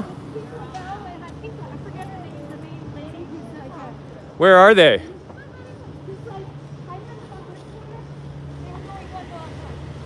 I'm skeptical about this. Who are you, ma'am? I don't know about this. Looks like I'm getting lured into something. All right, Farley's coming up too.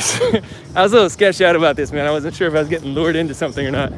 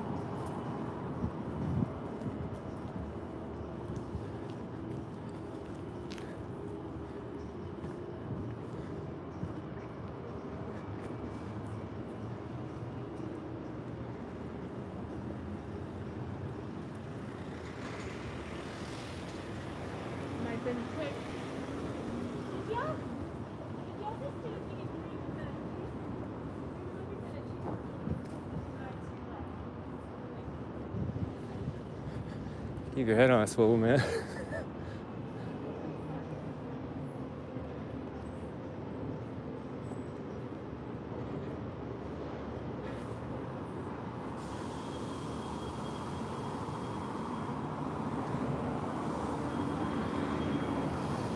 Hey, ma'am, you got any intel on this?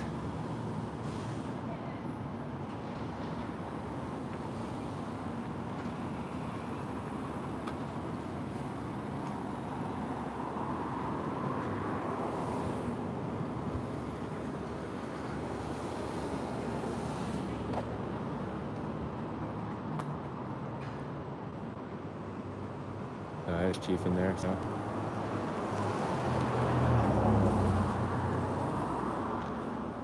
I'm all masked up, so I don't want to stand out there and lurk on the window. I'll just wait out here.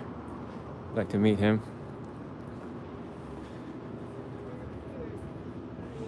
Yeah, he's in there.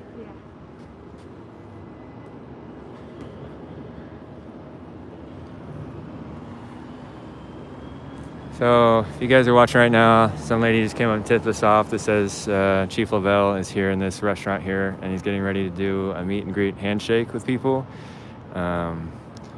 So I did confirm that he is in there, so hopefully that's true. This is the Chief of Police for Portland, Chief Lavelle. I'm not gonna lie, I was pretty sketched on following this lady up the street to where I didn't know where I was going.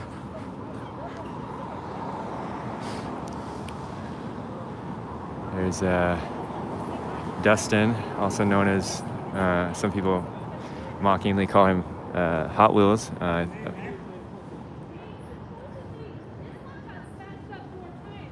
The Middle Eastern They've been attacked several times? Hold on. Hey, where was your police chief? Huh?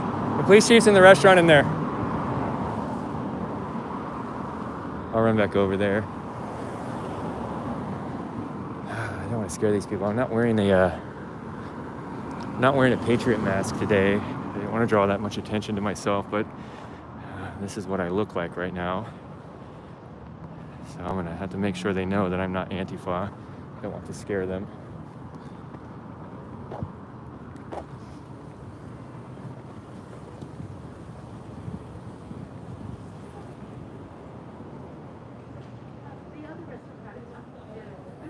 Hi, I'm not Antifa. I'm a Patriot. Can I ask you about, is this your store or are you just an employee? Would you like to be on live stream and say what's been happening to your store? What'd you say? It's been happening a couple times. Your store's been attacked repeatedly. I noticed every window outside is boarded up. Do you know why they're targeting your store? It's everywhere. Yeah. Because I know most of the attacks on businesses are more towards the Justice Center. You're a little bit away, and not too many of the businesses around here get attacked. Has it caused you guys to have to shut down or lose profits? We're not gonna shut down. Like the neighbors, they depend on us. Yeah. Yeah, that's why we keep open. Okay. I know I bought like a Middle Eastern specialty food here, and I love you. You are always so nice to me. Thank you. I'm gonna make a purchase here since she's willing to talk to me. Red Bull.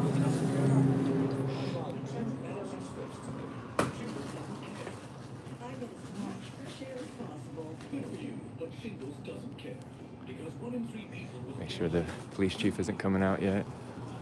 Brandon's still sitting outside waiting, so he's still in there.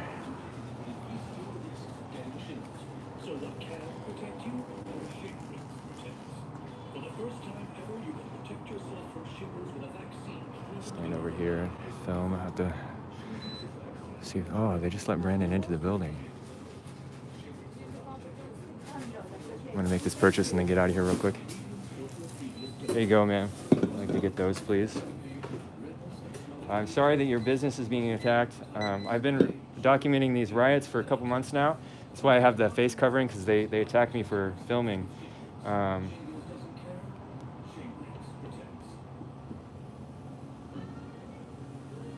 Doing my purchase, hold on.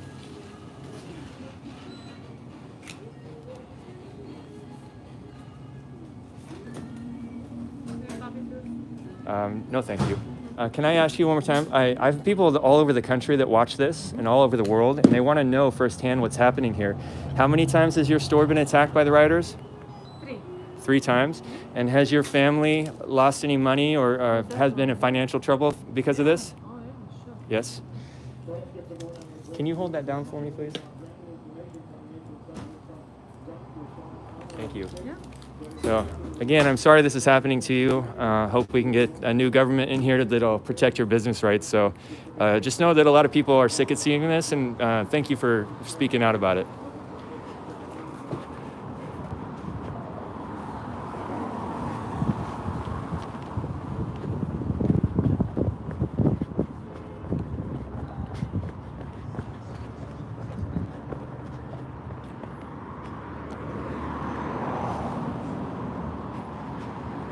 See if they'll let me go in here. I saw Brandon Farley went in there.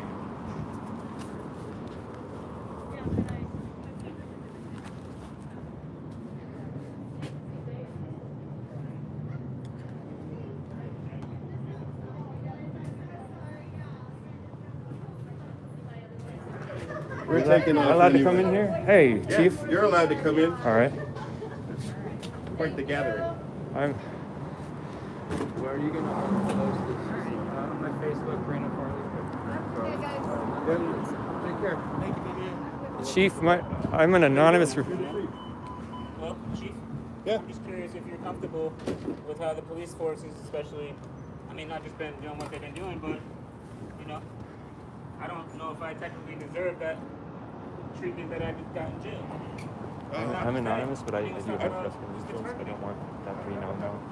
I go by VillainReport. I've been documenting these for a couple months. I've been attacked, so just to let you know who I am. So. Being harassed the whole time, defamated, assaulted, Did that happen at the jail? happened at the jail. Then you should take that up with the jail force and the sheriff. They'll investigate that kind of stuff. I will, but you realize that I'm very uncomfortable with that because Yeah, well, that shouldn't happen to you. I listen. You know how many times I said Americans with Disability Act? All 3 times I was arrested, unlawfully, legally. Chief Lavelle, how can we not come to some sort of something, man? Well, It's I hope we can. 126 days, sir. I know. 126 days. I hope we can come to some understanding. We don't have to continue this where people's businesses are getting damaged. People are shooting rounds in downtown. I mean, it's not safe. It's not safe, man. I mean, even before I let you go, right? Let's take the basicness of it, sir. The basicness of it. Cowboys and Patriots showed up yesterday with loaded magazines in their weapons, sir. Loaded magazines. That's menacing. Now, if we'd even shown up with Bear Mace in that same fashion, even as much as a fucking knife on my hip, sir, you know a riot would have been declared in 23 seconds and we all would have been arrested. Now, we do have an open carry Chief law Lavelle, here. let's stop that, please. I mean, that's just the truth. Chief Lavelle, let's stop that, please. So disrespectful. Let's stop the riot, please, sir. Menacing against I'm the law. asking you to be honest for once. Menacing is against the law. I'm That is asking you. menacing. I was charged with a federal menacing. When I was arrested, I know you guys saw that video. I know you saw the video. It went across the world. I didn't see the video. I don't find Chief it Lavelle, I don't see every video. No, I'll gladly send it to you. It's brutal. It's brutal for a reason. It's the reason why it went around the world. It's fucking brutal. And I don't want to see anyone alive. Sorry what happened to you. We should definitely follow up on that. It's not just and that. investigate. For 126 days, I've been targeted, assaulted, and harassed by these cops. I've only used words. You will not see a single video of me throwing anything, using a weapon, pointing a weapon, doing any of that shit. That is not what I'm about. Yeah, that's good. I'm out here to support the black community and their voices. And I you don't should do be. that shit. That's And I good. should not be treated like a fucking terrorist the way I was. The same way I have been for 126 days. No matter what I use for my words, Chief. Yeah, no, I agree with No matter you. how uncomfortable or how much accountability I bring to Brent Taylor or any of those people, Chief Lavelle. That's No, right. I agree with you. So we stop the indiscriminate policing of protesters. I will say, man, Chief Lavelle, I'm VillainReport. I'm an anonymous reporter. I'm a cop supporter and a patriot. I've been documenting these since the beginning and the end of May. I've been attacked by Black Lives Matter and assaulted and robbed. I have a couple of questions for you. Why is the city of Portland allowing every time there's a patriot rally or a Back the Blue rally or any conservative rally, the anarchists show up and attack them and run them out of the area and won't let them go to their cars? Yesterday, the event he was talking about, they followed them to the parking garage and police had to come and stop people from going in the parking garage. But when the anarchists start showing up and agitating the right for freedom of assembly, why does the city of Portland not step in and prevent them from disrupting the other people's First Amendment rights? I believe yesterday there were officers that responded to watch out right here. Yeah, that was Responded to the garage. Yeah, that was the very end of the event when they were going home. But there was agitators down there for quite a while. The Sunday before, they had a memorial at Jay's murder site. And there was quite the terrorism against the patriots or the conservatives by the anarchists. And no police, they showed up for a little bit, but then they left without dispersing the anarchists. And the conservatives actually got chased all through downtown, which has happened many times before. And they had to have people come up with vehicles and extract them because they were the anarchists were attacking them. Well, we respond when criminal activity starts taking place. And even in the instance of the parking garage, when officers did respond, no one wanted to be a victim and no one wanted to make a report. So in that situation, officers can't do much. Can I ask you a question? question? And people are like, hey, we don't want to be a victim, nothing happened. When we're trying to take a report and figure out and investigate, then that leaves us in a tough spot. I want to ask you a question about that because I didn't file a report when I was attacked and jumped because police reports show the victim's address on them, and people don't know where I live. And if I file a police report, I will be doxing myself through public information.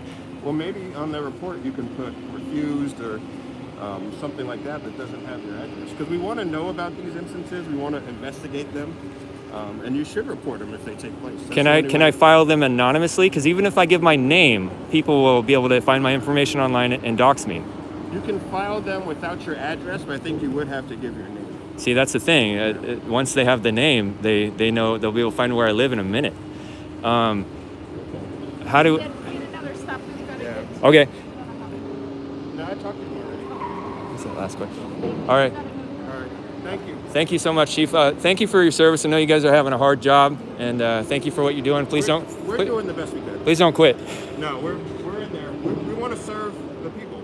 Oh, I mean, we're here to do the best job that we can. I was trying to remember one more thing, and I do want to address this real quick. On July 12th, day before I was attacked, I got chased through, me and another streamer, Portland Andy, got chased through downtown by a gang of black blocs that were threatening to kill us. We had to take shelter in a hotel, I believe the Benson. We called the police to the scene there. The anarchist, the black bloc dispersed. The police came out and told me, and I discussed the doxing issue with them, and they told me that I shouldn't, it's on video all over the line. They told me that nothing was going to happen if I filed a police report. I don't know if that's the case. I mean, if there was a crime committed, they would investigate it and see what we could do as far as follow-up. All right. I will send that clip of me talking to the police officer, and you can listen to the audio. I'd love a follow-up on that, because if the police of the city are telling us that nothing's going to happen for reporting crimes other than us getting doxxed and attacked further. No, we want to know about these, and we want to look into them. Send it to me. Yes, sir. Okay. Thank you, Chief. Thank you for your service, you guys. Thank you. Yeah.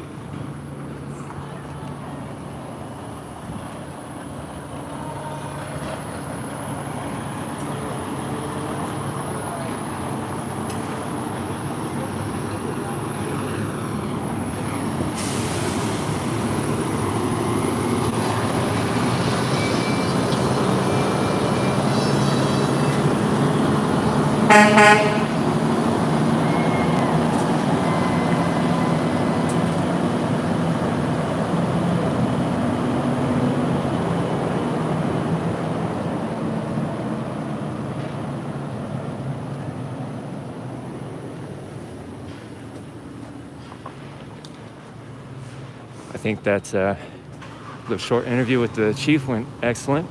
He was a pretty respectful guy and took the time to answer my questions honestly. And we'll send that clip of that incident where the officers told me nothing was going to happen if I filed a police report, and see if he'll follow up with me.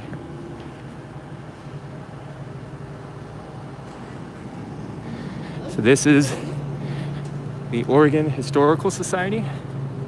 This is a museum that documents the history of Oregon, keeping articles, documents, artifacts, and preserves the history of Oregon. Last night, if those of you don't know, the anarchists, the communists, came downtown Portland.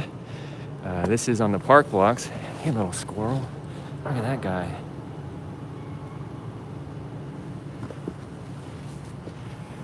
The anarchists came down here and attacked the museum, broke the windows, made entry into the building. They stole, allegedly, from what I hear, a bunch of things from the building, vandalized inside and out. Behind me over there is the Theodore Roosevelt Rough Rider statue. They toppled that. And over there in this park was an Abraham Lincoln statue, and they toppled that. They spray painted on the Portland Art Museum. It is across the street over there, right behind the statue. go ahead and do a 360 of this podium.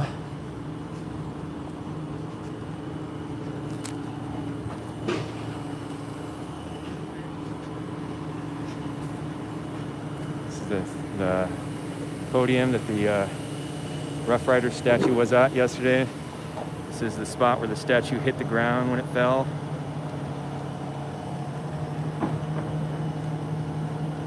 That's somebody, that looks like a mace canister right there, I think. Crushed mace canister. No, it's looks like maybe a stun gun. What's it say on there? Could be something. It's a torch. Oh, okay. This is this looks like a possibly a cutting torch. Possibly maybe they used a cutting torch somewhere. I heard reports of a cutting torch being used. We got Son of Hightower here. If you guys don't know him, check him out on YouTube. Son of Hightower.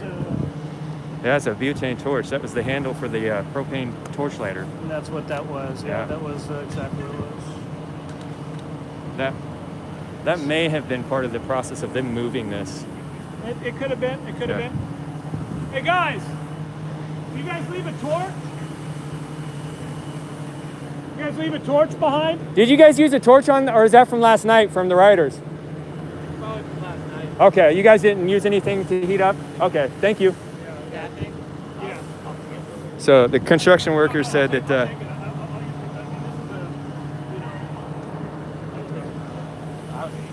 so the construction workers are saying that this was not their tools. No, I appreciate it. Yeah, so it's part of the riders last night using a torch on something. So we got another set of roses, flowers up here in honor and love for Teddy Roosevelt, JW. Thank you guys for whoever did this. Like, that's awesome. That's an awesome little show of kindness. Whoever did this, and they did the same on the other statues. Thank you guys. Thanks for showing some love and pushing back kindly against this stuff. Whoever did that, thank you. Let's see if there's another.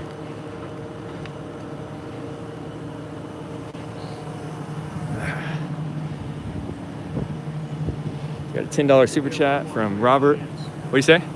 Okay, there's the other part. So these are the two parts. That's a handle for a portable like butane or propane torch. Not sure if it was for cutting, if it could be used for cutting, if it's that level high end, but yeah, I'm not sure what they would have used it for. A $10 super chat from Robert Gable. Anyone know who all else Wheeler is running against Portland for or against? Hope voters wise up, plus not more leftist. Keep up good work. Be safe, villain. Turning in a wild prey.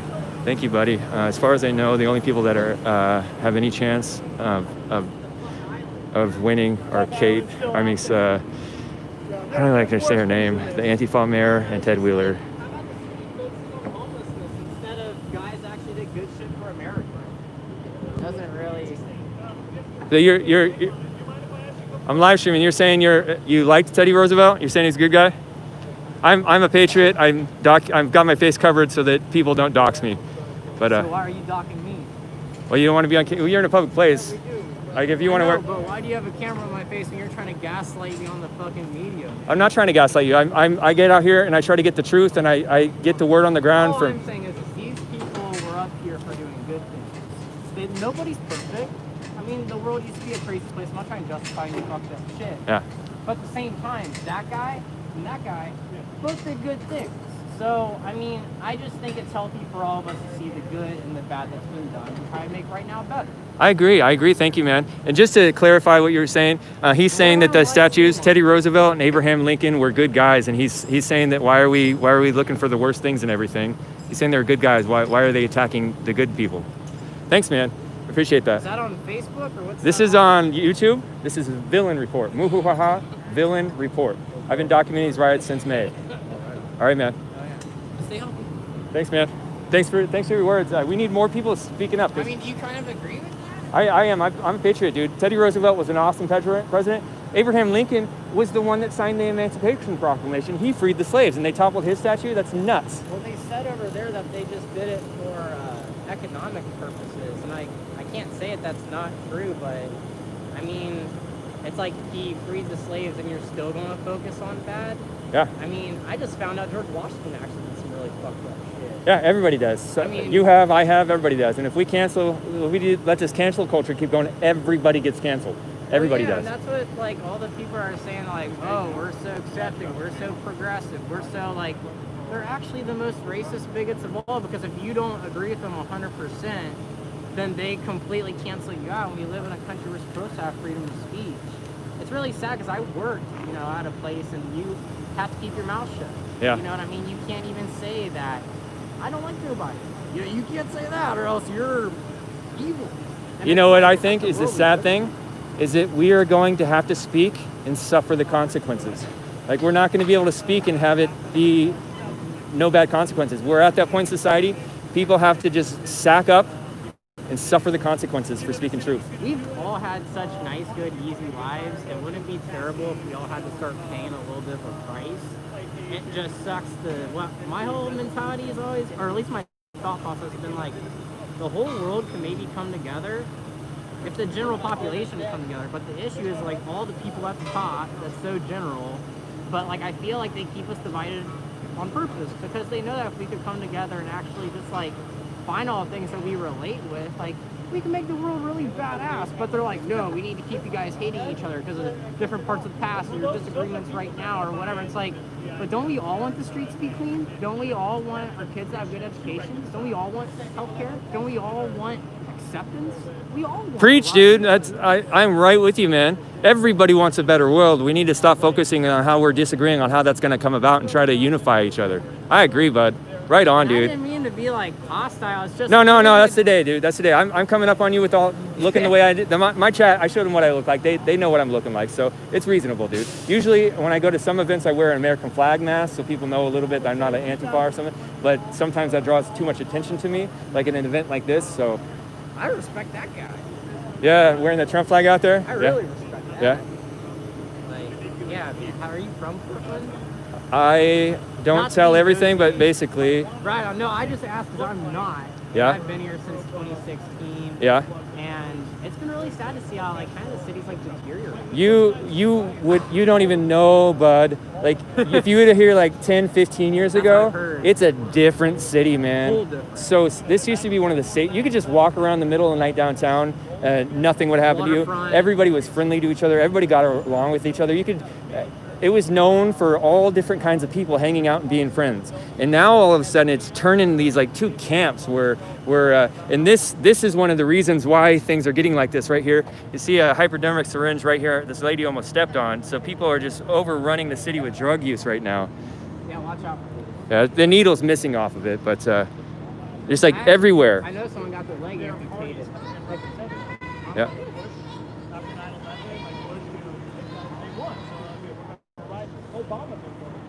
I don't know, but yeah, man, I really love Portland, and it's really sad I'm at the point where I was like, okay, should I be like a politician or something, like stick up for Portland? It's like, no, I don't want to end up miserable and like Do it, dude. Feel like you give everything, and that, but that's the point that I'm at. It's like, but you think about it, like, okay, like what? Am I going to be selfish?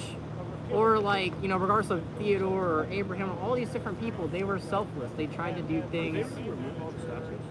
Yeah, this is the Teddy Roosevelt Rough Rider statue. They just removed it. Earlier, they removed the Abraham Lincoln statue. And they also attacked and looted the Oregon Historical Society Museum over there. In the daytime? Last night. Oh, fuck. Oh, they, like the rioters took down the Yep, things? yep. They toppled them, and then the city just came out and had a construction crew crane this one away. They removed the Abraham Lincoln one this morning. It was smaller. It didn't require. Yeah, that one was a real heavy one. Yeah. It took like a whole truck crane. Yeah, dude.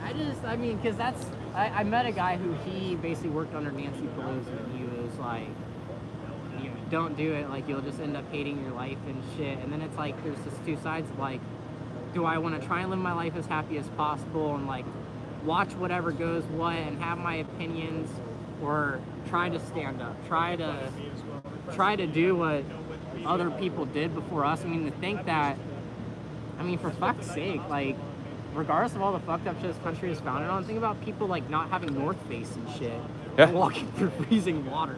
Yeah, people Like- people talk about how horrible America is, but America is where all the footprints of the world go to. You don't see the traffic leaving America going to other countries. You see other countries trying to get into our country as in any way possible. So for these people to say that this is a horrible country, it's just illogical. Well, I say with you, man, what you're talking about though, do you want to have kids? I do. So freedom isn't free, man. Maybe you're thinking about your life. Think about your kids' life and your grandchildren's life. Exactly. You know? I always think about that. Like all those people in the beginning, they were like, our far future 10 is going to live good lives. Yeah. Because we're fucking going through tough shit right Yeah. now. And now we're kind of stuck with that. It's like when people talk about like, they're like, oh, we're in a pandemic. Like what? A pandemic's you ordering Postmates and watching Netflix, and it's really not. Yeah. I mean, I'm not trying to downplay it because I got a job because of the pandemic, and I'm really thankful for that. I would have been homeless again if it wasn't for that. Yeah. So I'm always really grateful. Dude, literally, like I walk by these statues every day, and I always find like motivation from these guys to try and find like my inner warrior to man up. You know what I mean? And, Yeah, bud. Seriously, dude. You brought up running for political office, so it's obviously something that you've thought about, and it's something maybe you're convicted at. You're very well spoken. You're informed. I would love to see someone like you and people like you running for office and trying to influence the society. We've got, the two mayors that are basically the ones running for the race. We've got Ted Wheeler running again, and the riots of 4 months was all under his watch. And then we have the lady that self-describes herself as the Antifa mayor. She was out recently in public taking a photo op wearing a skirt. It was a graphics pop art design on it. It had the heads of Mao, Stalin, Che Guevara, and Fidel Castro on it. She was openly showing her support for these genocidal dictators. And she is in the lead on the polls right now to win the mayoral race in Portland. well, that's what I reminded people down there, and of course the people start going nuts, and it's like, if you don't like America so much, you can totally leave. Like, why is it like we have America, we have the Constitution, and I'm not saying that this old scroll can never be touched, but nowadays it's like everyone is like overcomplicating things so far, and they don't recognize all of the reasons why we have these things. Like, we're not supporting Nazis, we're not supporting the Confederate flag, but if someone's going to tell you you can't fly that, or you can't fly the Brazilian flag because someone finds that offensive, or whatever, or you can't, you know, someone's going to limit, oh, you can have this amount of bullets or this kind of gun or whatever, like, it's just, my favorite quote is, you can't bring a fucking AK to a drone fight. That's the fucking point. We've literally funded our own monster with our own tax dollars that can do whatever it wants now.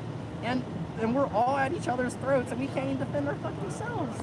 And it's like, I mean, really, talking about kids, man, like, I would love to eventually meet a girl to fall in love with and have a family, but like, I mean, fuck, do I want to bring my kid to play Little League football with fucking needles everywhere? Like, I would have to be the mayor and end up making a change, but a mayor doesn't make a change, a president doesn't make a change. Like, I don't know what it could possibly be to unite everybody, and what sucks is maybe it might have to be something negative. I hope that never happens, but for some reason it usually takes some kind of great suffering. Now what's interesting though is, I don't mean to be biased, but as a Trump supporter, I could probably be burned alive and whatever other terrible things, and it would be live streamed, and I'd be laughed at. That's why I was scared about you initially talking. Yeah, reasonable, man. And to think that if it was the opposite, you know, those people are like, oh, fuck you, because I say, why do you take down Abraham Lincoln's statue? Like, those people, like, they would burn me alive, but if they were burning, I'd put out the fire. I don't care how much I don't agree with you, I'm not going to just watch you suffer and die.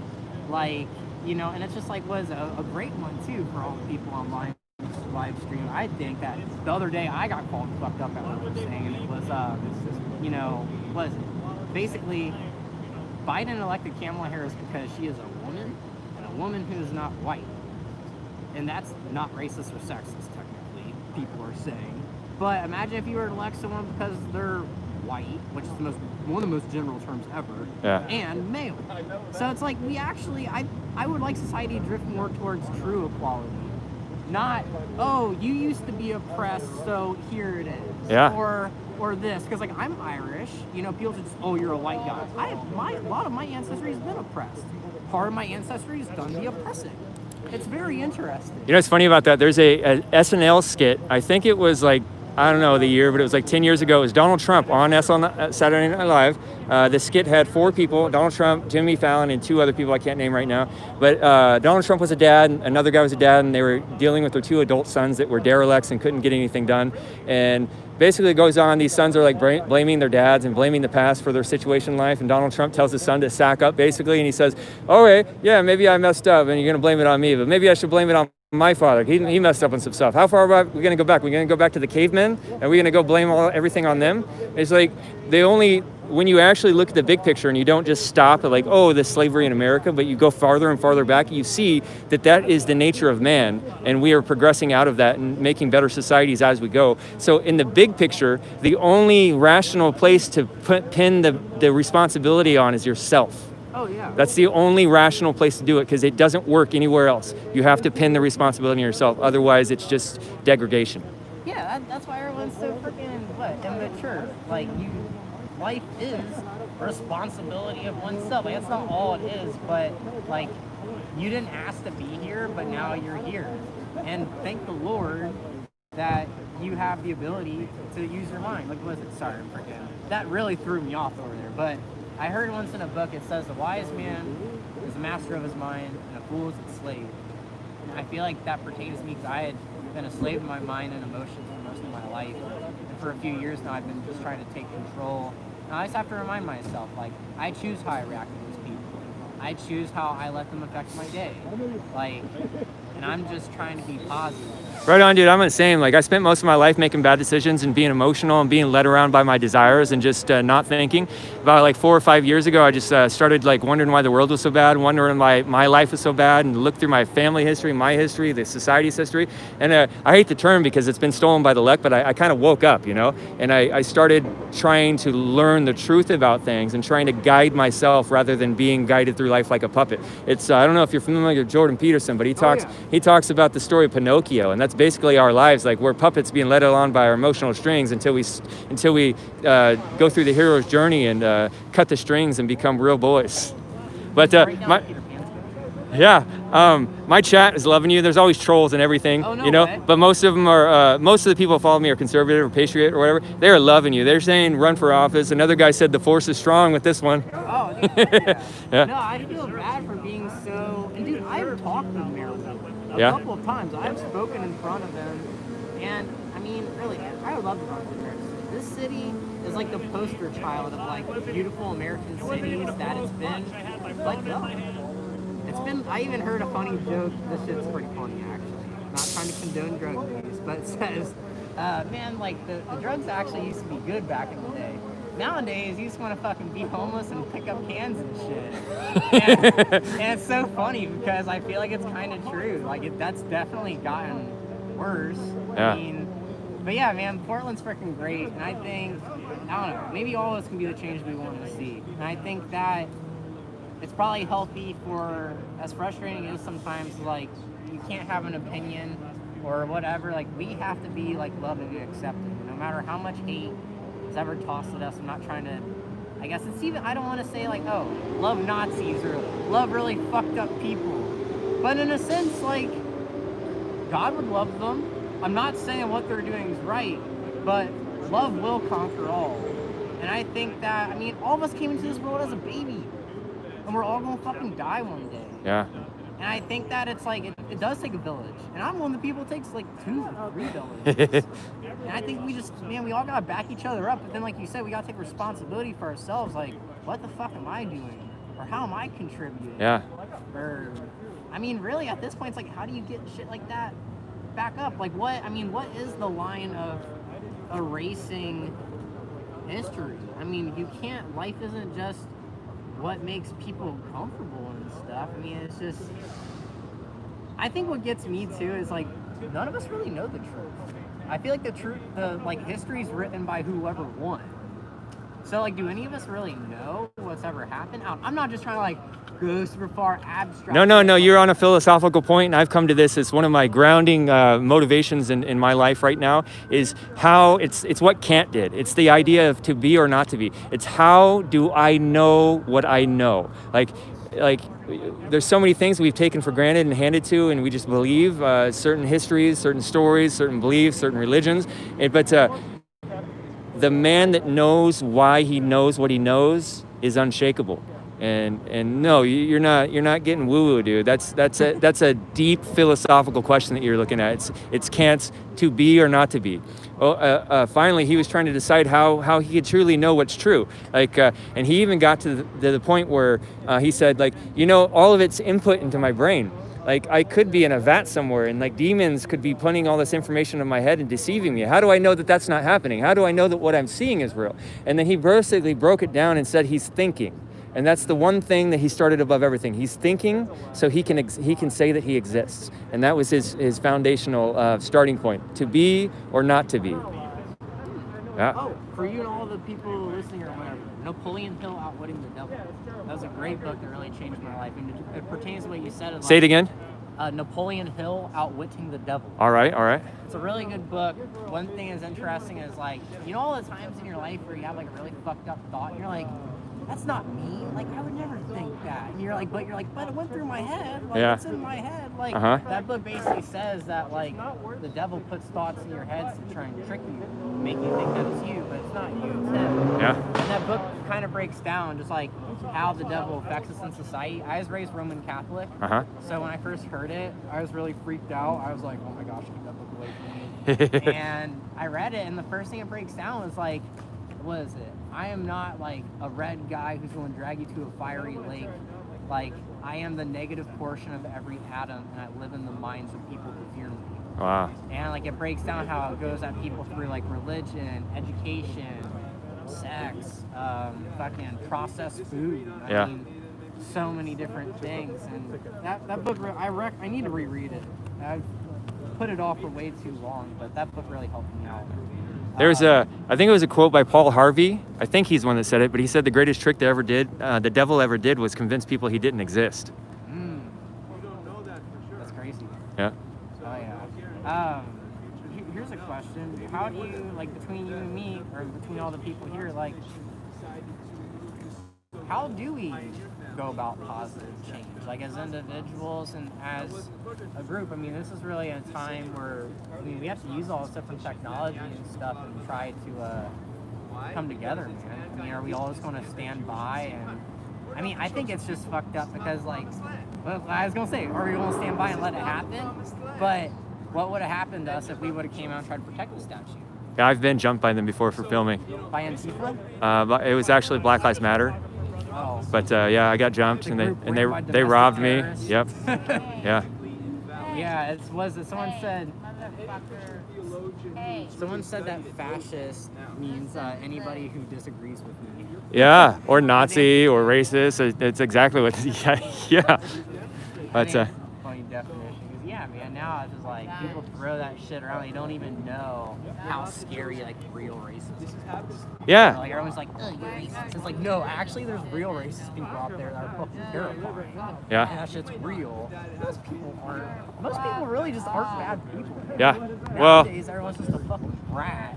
And all these people with all these opinions and shit, all these, the left, the hipsters, not trying to generalize, but really, like, have they forgotten about all the people that fought and died for their freedom? And regardless of it being right or wrong or what, those fucking punks didn't ask to be born, but their parents fucked and they're here. And they have the freedom to have all their opinions, live a good life, and all that, and all the good things that just come with being an American citizen.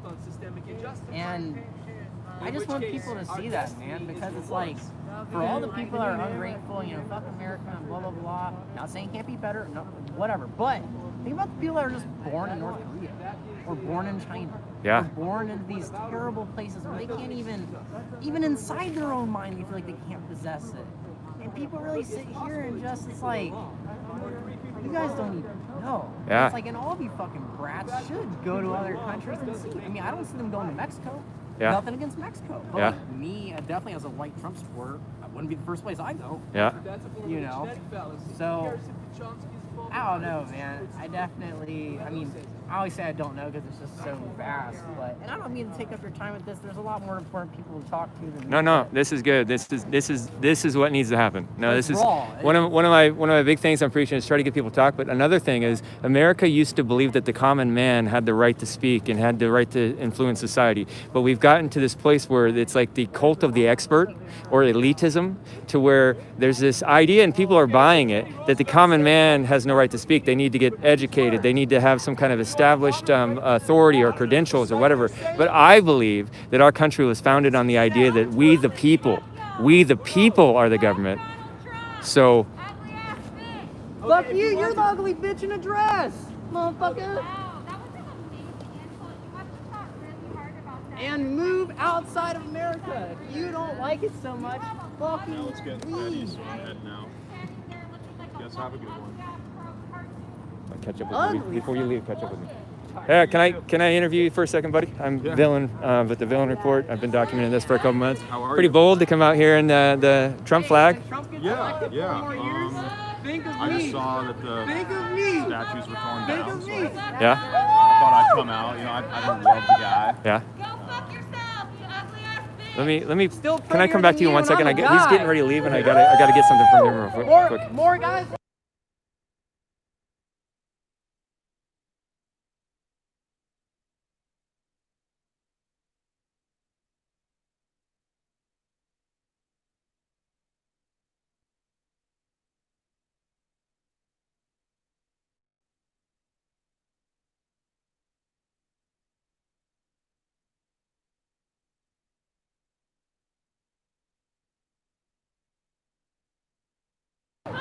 All right, I was trying to get some private information, not trying to hide anything, just private information.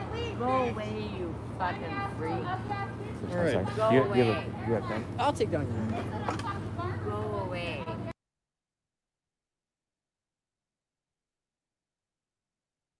Broke with all those fucking tax raises.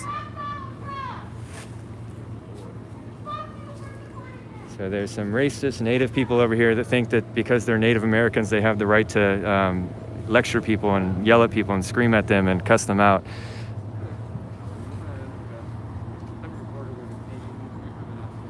So I'm gonna mute for a second so I can get some private information, guys.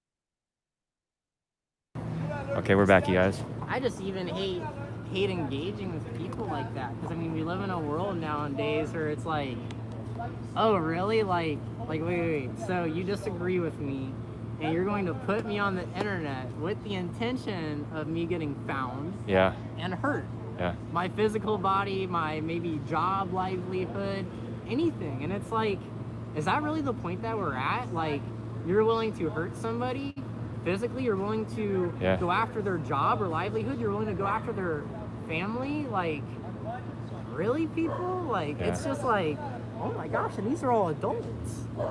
Yeah, I agree. I don't want to cut you off, but I do want to cut you off because I'm going to go get this drama over here on you. But I'm going to hook up with you again, man. I think if you really feel like that's something you want to do, I'd pursue going down that route of politics, man. Like political science? That could happen? I don't even know if people need to go to formal education. You've obviously self-educated a lot, but just going down that road and seeing about being a leader, because you speak well and people in the audience like you.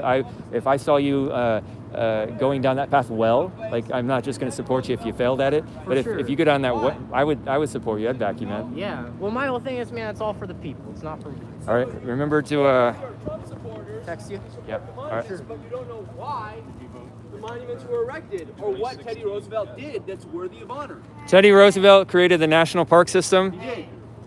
He created the National Park System. That's one thing. Is that bad? So let's learn something together. Is that bad or good?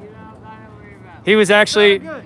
Yes or no? I think that is a good thing. Okay, so you think Teddy Roosevelt did a good thing, yeah? He also was an ambassador to the Native American community, especially in the Dakotas, and he was very friendly with them. That's why that statue they just removed in New York City with the African American slave and the Indian next to him, the Native American, that was put up because he was actually a point of peace between those communities, and he respected those communities. The fact that the Native Americans are out here cheering this statue being toppled is nonsense, because he was actually a friend to the indigenous people. And the fact that they toppled the Abraham Lincoln statue, the man that ended slavery. That Teddy Roosevelt was a friend to the Native Americans. Can anyone else bear witness to that? Because You're asking if we have a time machine to go back and visually witness whether or not Theodore Roosevelt. Like, how can any of us bear witness? I don't understand what you're talking about. Who knows the history and wants to tell it and wants to agree? By the mouth of two witnesses, let a matter be established. You're okay with teaching history so long as it's your history that you're teaching. But that's very obvious. There's one history we all share. You don't want to actually teach a factual You don't know what I history. want. You only know what I say. She might hit you with her cane. I'm not gonna hit you. So, what did he do? He established What I can say, system. what I can say is you're full of shit. Hey, bud, how you doing? I'm Villain with the Villain Report. I come out here to document. I've been documenting this stuff for a couple months. Are you part of the violent hot dog militia? And me and Portland and Andy got chased through town on June 12th by a gang of Antifa. Yeah. Andy's a good guy. I know, I went crabbing with him. Right on. I'm also a mod in this chat. Oh, right on, man. What brings you out here today? I wanted to see all this, and I like to watch the spectacle of characters. Seems like there's a lot of people with a lot of energy and not enough wisdom. So it's a shout out to the hot dog crew.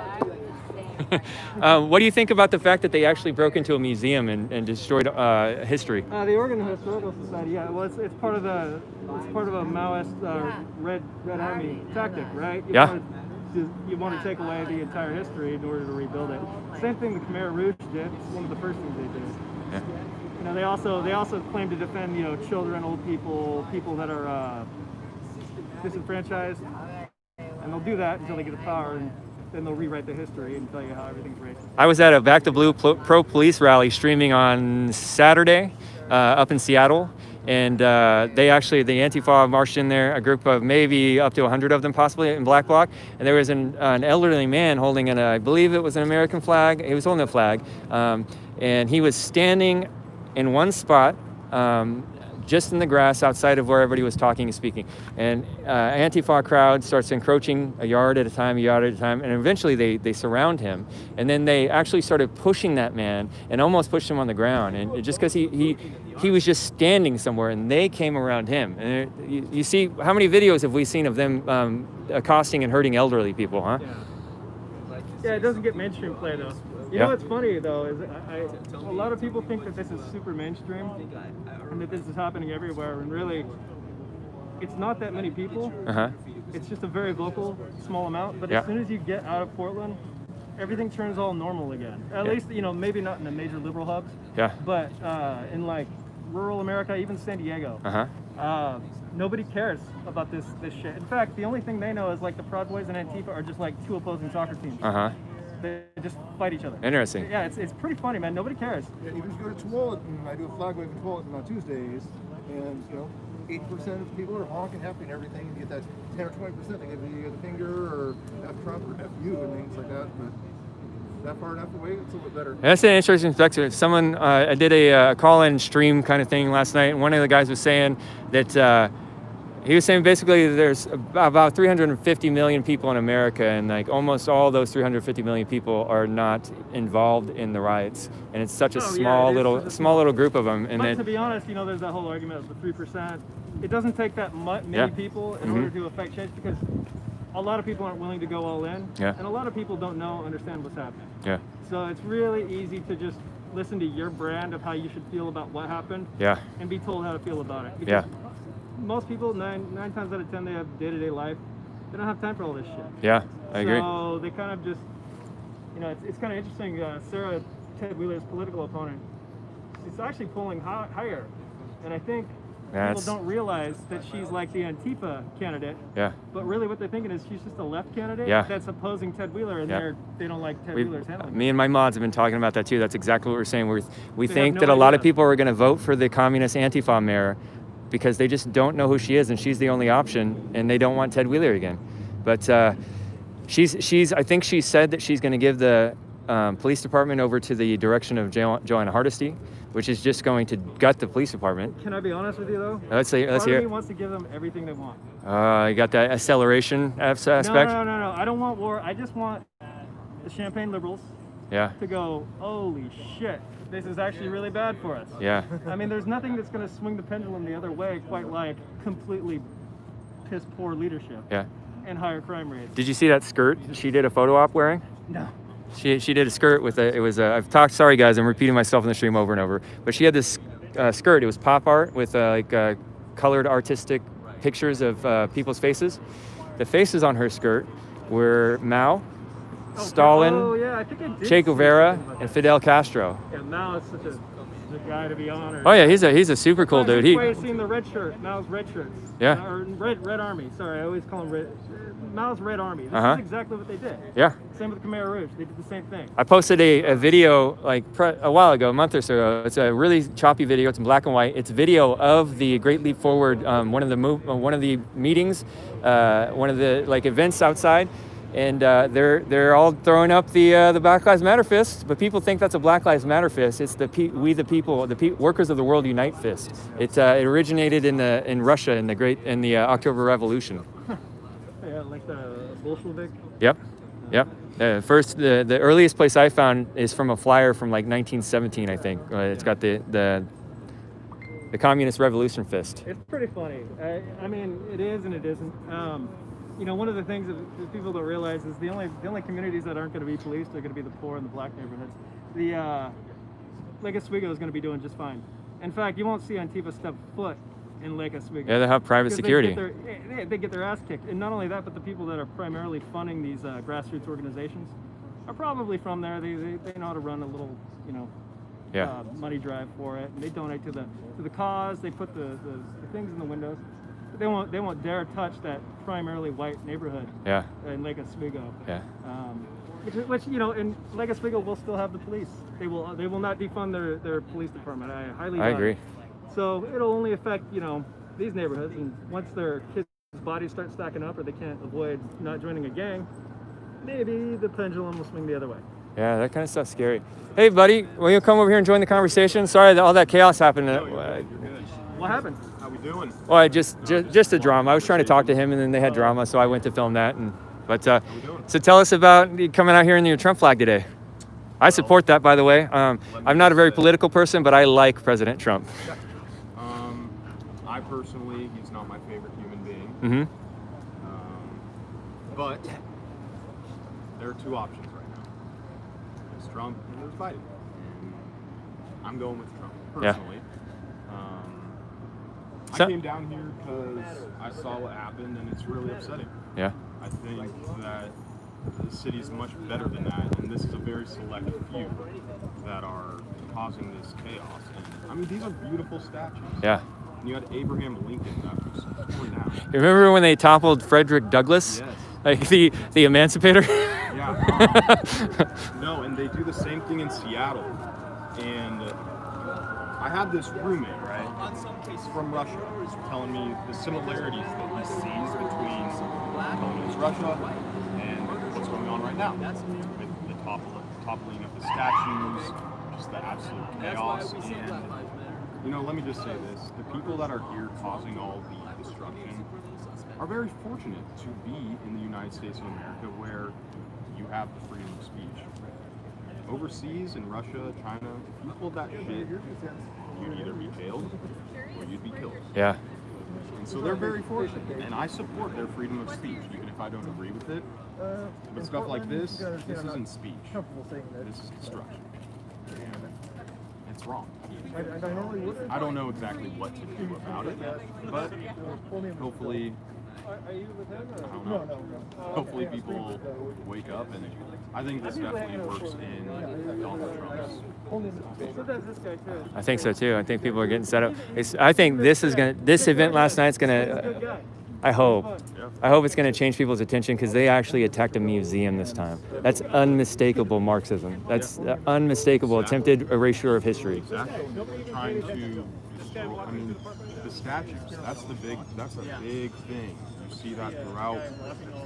They try the statue's Lenin in Seattle. Yeah, up in the Red Square. They didn't tear that down. Yeah, that's gonna stay up for. It's crazy. Yeah. If you guys in chat don't know about that, in Seattle, Washington, in the United States of America, they have an area called Red Square, and there's a giant statue of Lenin, the communist dictator of Russia. He's Lenin. still upright, doing great. Yeah. It's crazy, huh? Abe Lincoln, though, he's torn down. Emancipation Proclamation, nope, don't support that. Yeah, it's nuts, man. That's sarcasm. It's sarcasm. Yeah. But yeah, man, it's crazy.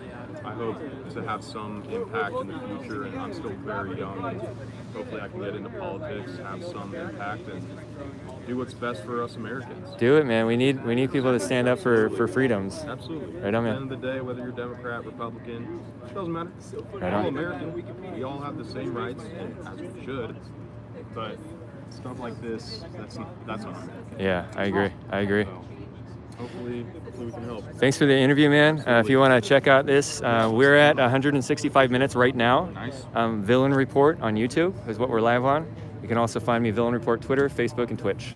Villain Report. Yeah, VILLAIN Report. Hey, man, how you doing? I'm good, thanks. I'm still alive. You're alive? Right on. That's a good way to. That's a good positive mindset. Yeah.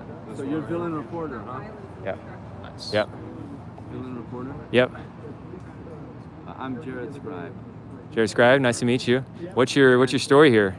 I oppose fascism, Nazism, and communism. Same. So a lot of people see latent fascism in the current administration. Okay, and a lot of you guys see latent communism in these like ninjas coming out here fucking shit up. I think, fascism can sneak up on us from the left as well as from the right. I agree. And I know you guys know that, but you're probably not as aware of how it can sneak up on you from the right. I've been talking about that recently. For last month, I've been talking about that. I'm worried that we're going to have a backlash from the right in response to what the left's doing. Yeah, that's what's happening. Yeah, I'm seeing a lot more people that are just wanting to win and not wanting truth and freedom to reign. Or what's right. Maybe you can photo yourself in that too, Okay. since you're saying it, so you an audience knows. Oh, they know who I am. They Can I get a copy of this sometime? Yeah, I'm on YouTube. On YouTube. I'm live right now. All Right now we are at 167 minutes. It's Villain Report on YouTube. I'm definitely gonna check that out. Okay, Yeah. so I don't know this guy from Adam. I may find out that I hate him later on.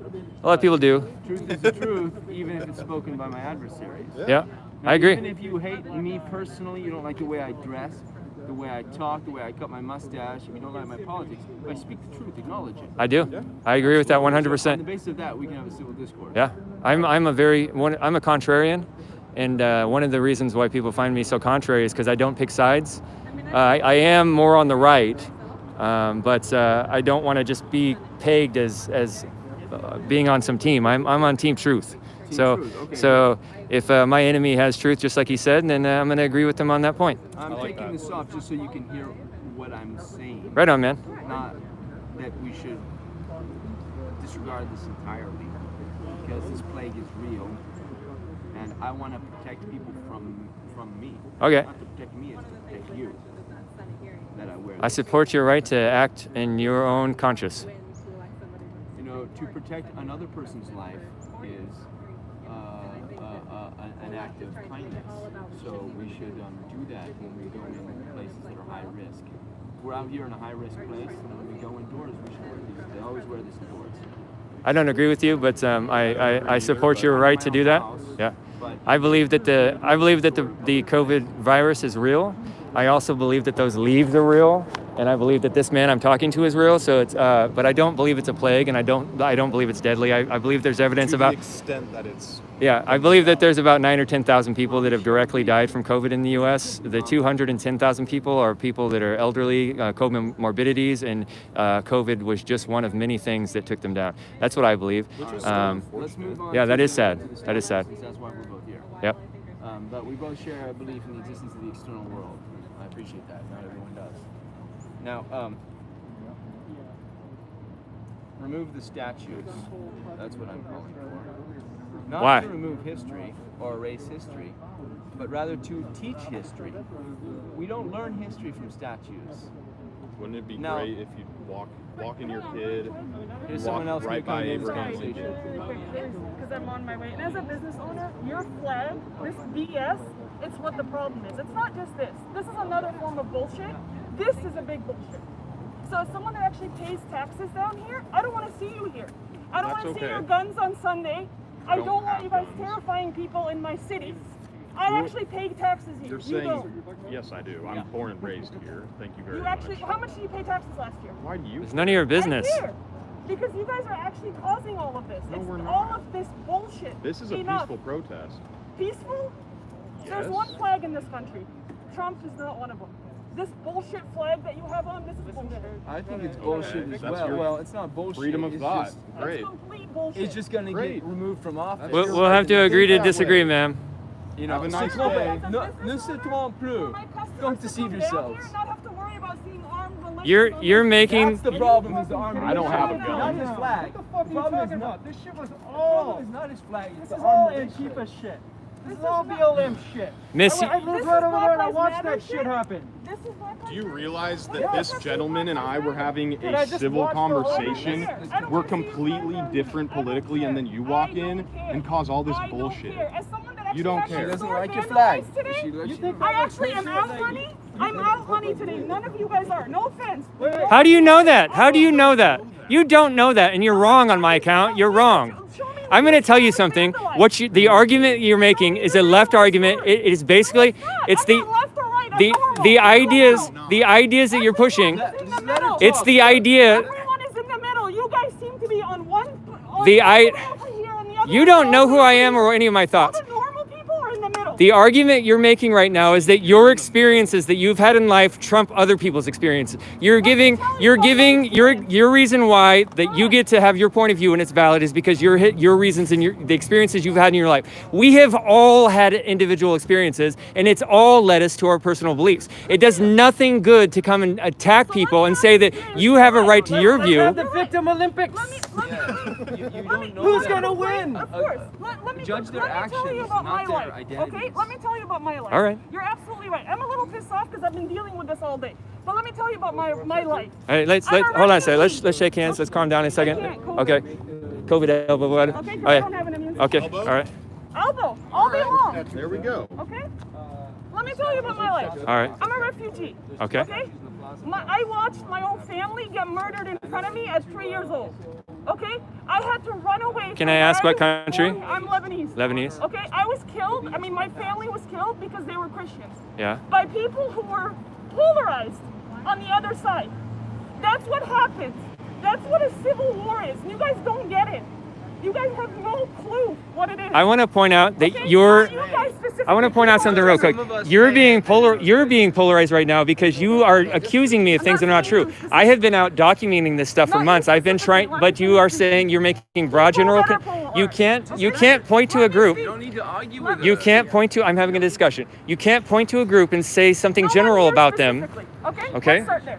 People that are polarized on both sides, actually, when everyone talks about a civil war as if it's some sort of, I don't know, trophy, it's not. Okay? My mom's family was buried alive because we prayed a certain way. That's what happens when extremism comes in a political system. So that's number one, okay? My dad had to beg for asylum in Canada, which is where I grew up. I moved here when I was 18 years old.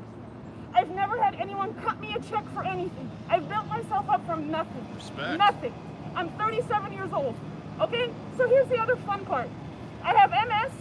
I have transverse myelitis. You're welcome to Google that. Okay? I lost my ability to walk and retaught myself how to walk. My business has been closed since March.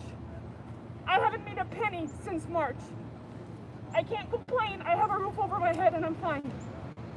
This bullshit needs to end. I don't care about any. No, actually, I'm going to take that back. There is a problem in this country, and if you don't think that there is a race-based problem in this country, you haven't experienced it. That doesn't mean it doesn't exist. I've experienced it.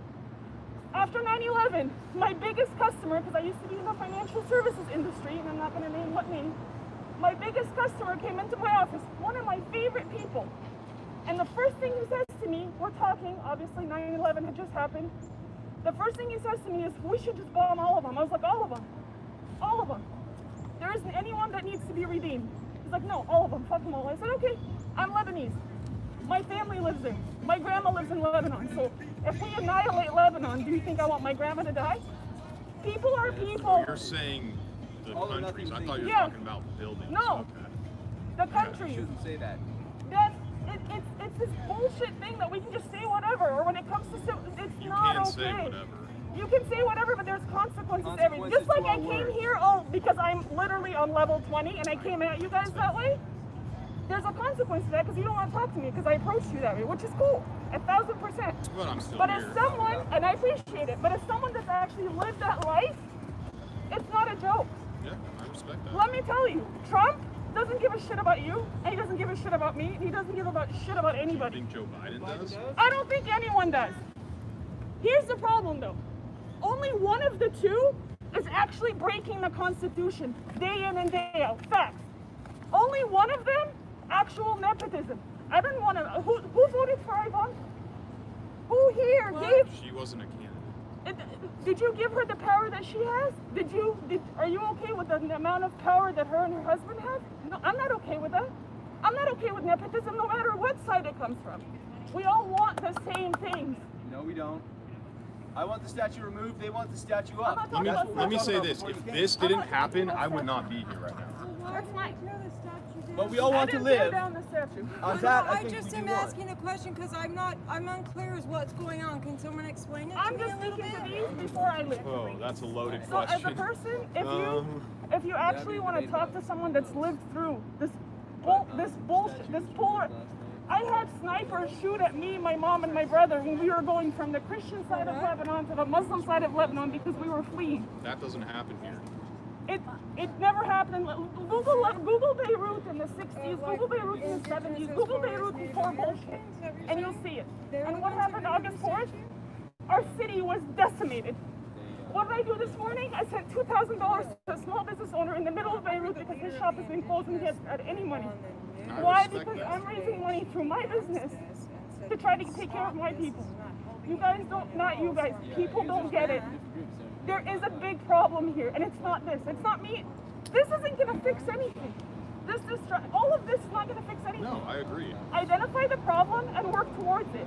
And again, if you can sit here and say that racism is not a problem in this country, then you personally haven't experienced it, but racism exists. No, I don't doubt that at all. And when the police officer was taking my report today and taking pictures of my shop, I told him, there is a problem. There is a problem, and he agreed. This isn't how we fix it. So This doesn't fix any problem right here. Nothing. It's destruction. This So we doesn't can fix agree on anything. that. Absolutely. We can agree on a million different things. Yeah. If you and I sat down, we can agree on a million different things. I agree. That right there, love your country more than you love any Oh, I room. do, absolutely. I don't love the this guy, land. honestly. Love this land. Yeah, Because I I do. love this land. I Because do. I had to study to get my citizenship. So Yeah. to me, it's worth gold, Yeah, my citizenship. I agree. Not for anything else. I'm also Canadian, so I can leave anytime I want. But that's not, I don't love it because, oh, it's my city. I love it because I truly love living. Yeah. Love this land. And more these than people you that love do this any do elected not. bullshit. They don't share that. That's it. That's all. I appreciate having this conversation. Yeah, me too. But my advice to you and anyone else, love your country more than any elected official. Absolutely. And your constitution, because this country was actually founded on the actual what we need. Yeah. And if we actually follow it, we'll be A-okay. I think What so. are your thoughts on the chants last night saying "fuck America" while they're doing this? Who? The group that tore this down. The group that tore this down doesn't speak for me. They don't speak for Black Lives Matter. They don't speak for Indigenous people. They But don't who do you speak for think they're going to immigrants. vote for? Are you actually think they're voting? Yes. Just a bunch of a Who do bunch you, of, who they're do a you bunch think of they Bernie bros. support? Who do I think they support? I don't think they support anybody. I think it's a bunch of people. Versus and Joe according Biden to and my Trump. I Who don't would know. they vote for? Neither one of them. Doubt that. Neither. But according to Biden. people that live down here and my own customers, and people that walk these streets at 2 o'clock in the morning and see these kids, because that's what I'm going to call them. Yeah, they're children. That's all they are. And we were all once 18 and stupid, 19 and stupid, 20 and eventually. These are 30-year-olds out here. I don't know that for a fact. I don't know that for a fact. But what I'm seeing and what I've been told are younger people. I mean, whoever it is, it doesn't really matter. They're still doing that. To me, That's I can't judge.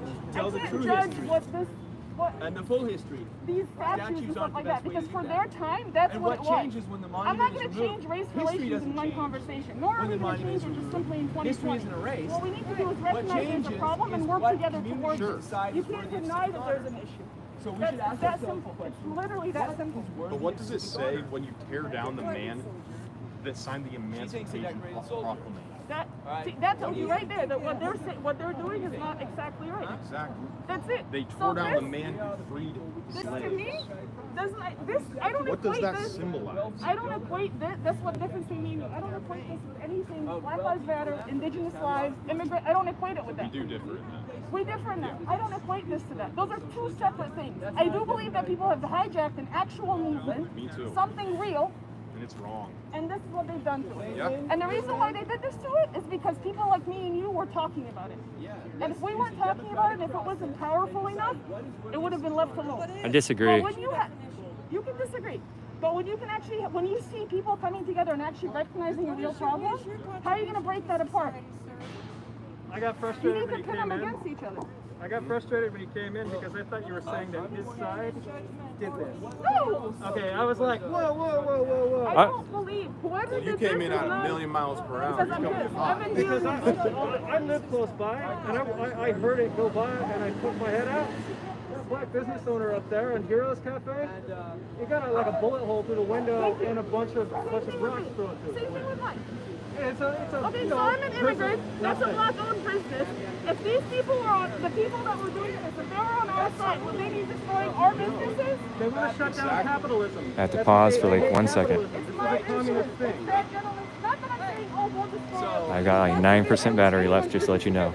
You know Yamhill, 10th, and right on the other side of Yamhill, there's Lebanese, Mexican Indigenous restaurant, lives matter. an Indian restaurant. All their windows. There you go. And that pisses me off. There you go. Because those are individuals like yourself that have come to the greatest place ever and have worked their ass off. And now you have these idiots that pull down statues, cause destruction to immigrant-owned businesses, and that's bullshit. But even if it was to white-owned businesses, Before you it's ask still why wrong. they No ask matter why what they it did is. Whatever business it No matter is. what it is. And everyone's thing is, you have insurance? My windows are 10 feet tall. Okay, Yeah. they're double whatever that word is. Okay, they're double windows. It's gonna cost me at least $4,000 to get them taken care of, and I have a $1,000 deductible. So now my thought is, do I pay that out of pocket or mess with my insurance? No, I'm gonna pay that out of pocket because I don't want something against my You need to insurance. sue the city of Portland and Ted Wheeler. I don't have time, man. I want my store back. That's all I want. I want to be able to run my Think business. if every single business owner like yourself sued I want to run Ted my Wheeler. business. And I think it's not just Ted Wheeler. That's the thing. The city of Portland. Not to point out specifically Ted Wheeler or to defend Ted Wheeler. But it's not. It is edible, but not those kinds of edibles. I don't just blame Ted Wheeler. There's Ted Wheeler. There's City Council. There's the Portland Police. There's Kate Brown. there's a lot of people that are involved in Yeah. this. I don't blame one person. This is a Democratic-run city. That's So neither is here nor Seattle, there. San That's Francisco, neither here nor there. Detroit. There are issues. There's a commonality between every city. No, I'm good. I'm really good. I want to respond to you real quick. Yeah. So I agree with almost everything you said. Just almost. Almost. But I'm going to say one thing. You came up here speaking out against division.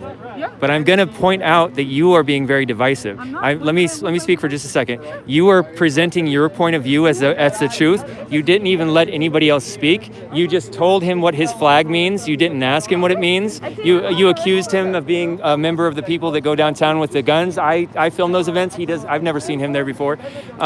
You're Well, not you're. Whatever you want. I like a lot of your points, and I love your story about coming here and immigrating here and becoming a successful patriotic American. But you are arguing that your experiences give you more authority to speak than other people's experiences without even hearing those experiences. And you're also claiming that you're fighting division, but you're also part of division. Okay, that's how you feel? Yes. Right? He and I had this conversation. Did I not take your points of view? I came in hot. Very hot. So you can't tell me that again. What does his flag mean? You told him that his flag is bad. Personally, as someone that comes from a world What I'm saying is you just said that you got his information. What does his flag mean? That to me is division. What does it mean to him? To him, it might not be division. To me, What I'm saying is you just said that you listened to him, but you didn't. I'm speaking about myself. But what I'm trying to point out something. You're not hearing what I'm saying. You did not. You made all these accusations about him, but you didn't actually listen to him from where he's from. You said that you told him what that flag meant, but you have no clue what that flag means or why he's wearing it. He and I got to where we needed to. He could say This to me doesn't even. I mean, part of me wants I don't to love try Trump. because I know that I really don't. But it's either between America or Joe Biden and the left. Tell me how. What is Joe Biden going to do? Factually. Okay. Not One you thing, two. he doesn't even condemn Antifa. Okay. He says it's an Show me idea. Antifa. Give me the person. I can't, it's not nighttime. I'm guessing you support our president, yes? I do. Listen. You are welcome. So as a person. Thank you. So if you show me, if you give me a person, Antifa is an idea. It's not. Anti-fascism. Okay, now you might see the same people Antifa is a over and crew. over. And you might see the same people over and over and over again. But there aren't actual. This isn't an organization I can condemn. Now, I can condemn violence. That's not true. Could you condemn the Proud Boys? Would you say they're an organization or a group? I condemn the way that they go about doing it. Me too. Okay? I think it's very kind of like I came in, bullyish. Yeah. Okay? And I think it's a very, that's not how you get your point across. I understand where they're coming from to a certain extent, to a certain level, because to them it's like this love of country and the way that things that they value. Yeah. So I can't take that away from them. I can't be like, no, you can't love your country. I get it. I love this country. There's a difference. I'm There's a gonna difference in the way to do I'm gonna push back on your claim that Antifa is not an organization. I will say that it is an idea and an organization, and a large percent of the people that are dressing up in black bloc and coming out with these things might not be part of the organization. But Antifa is very well organized. I have been in this for months. I could prove it to you. When you can, I'll give you my info. Send it. Okay, We'll have a okay, conversation. and it's also. Do you know where Antifa came from? I don't want hypotheticals, my friend. No, I'm not giving you any hypotheticals. Do you know where they came? You made a claim and I'm rebutting it. You're not giving me a chance. You're not listening to me. But I don't know where they came from. I'm telling you. Do you know where they came from? Anti-fascism? Yeah, Antifa. Anti-Nazi? Anti-everything? Do you know where that organization came from? Yes, I Where? do. Where? They started out after the war in Germany. They started out before the war in Germany. Before the war in Germany, and then they popped back up in the 1980s. Yes. Yeah. So show me where they are. Give me a person to Antifa. Give me an actual organizational chart, just like David Duke, just like. They have websites. They have Twitter accounts. Explain to me how they are able to swarm into an area and meet up and flash mob. That I don't know. How? No. Deal with that then. How if they're not an organization, if they're not organized, how are they able to come into by the hundreds and meet? At the same thing, okay? Listen, I'm not here defending anybody. It's very, very simple. I am not okay with people taking over my city. Point blank. Getting back to you and Joey Gibson. I said Joey, but Joe Gibson, or whatever his name is. Are you talking about how he just said that, he was just talking about the Proud Boys? Yeah. Joey Gibson is not part of the Proud Boys. Let me finish what you keep interrupting me, so I'm just gonna. Because you keep just saying things as though they're true, but you're very misinformed. You didn't even address what I said. Joe Gibson Is not part of the Proud Boys. I don't agree with what they say. If they come down here, and as someone that works here and actually pays taxes here, they come down. Back when everything was up and open, and they would disrupt our weekends. There's no reason for that. You want to protest? You live in Vancouver. Go protest. What are you doing here in Portland? You're going to try to liberate me from Ted Wheeler? Well, that's who people voted for. Whether or not I approve of him or not, you have no right to come down here and do that. My first Saturday open, I was dealing with people walking up and down my street with nothing but guns. That's not okay. It doesn't mean that I'm not scared of a gun. We own guns. I have a lot of respect for them. And it is their right. It is your right to carry. Absolutely. You don't get to open carry. You don't get to you don't get to point it at people. Excuse me, is what I meant. You Open don't get carry to, is very legal. You can open That's carry, actually but you can't point it at someone and try to what's the word? Like harass them or make them feel uncomfortable. Intimidate. That's not okay. I don't agree with that. Thank you. And any person who actually owns a gun and respects the ability to own a gun would say you should be able to brandish it and point it at someone else. It's that simple. So everything you've said about the Proud Boys, I agree with. The disruption, the chaos. Same thing applies to Antifa. Thank you. Same, everything I just said. Yeah. On the right, so I can use the right name, everything I just said about this applies to this. Exactly. Okay? Because 90% of us are right here. Yeah. And but what we 90% see of completely divides us Exactly. so far. And that's the plan. That's the game. That's the whole thing. Dividing Congress. So as a business owner, I'm over it. I'm over feeling like I can't earn a living for my own family. And so what can we do? I personally, because I think Antifa causes a lot more destruction and affects business a lot more than the Proud Boys come out few and every far once in a between. while, but it's still Antifa the is same pissing night. contest. It's the same pissing contest. I don't know what the proof is. I don't know what the end. I don't know what's the point.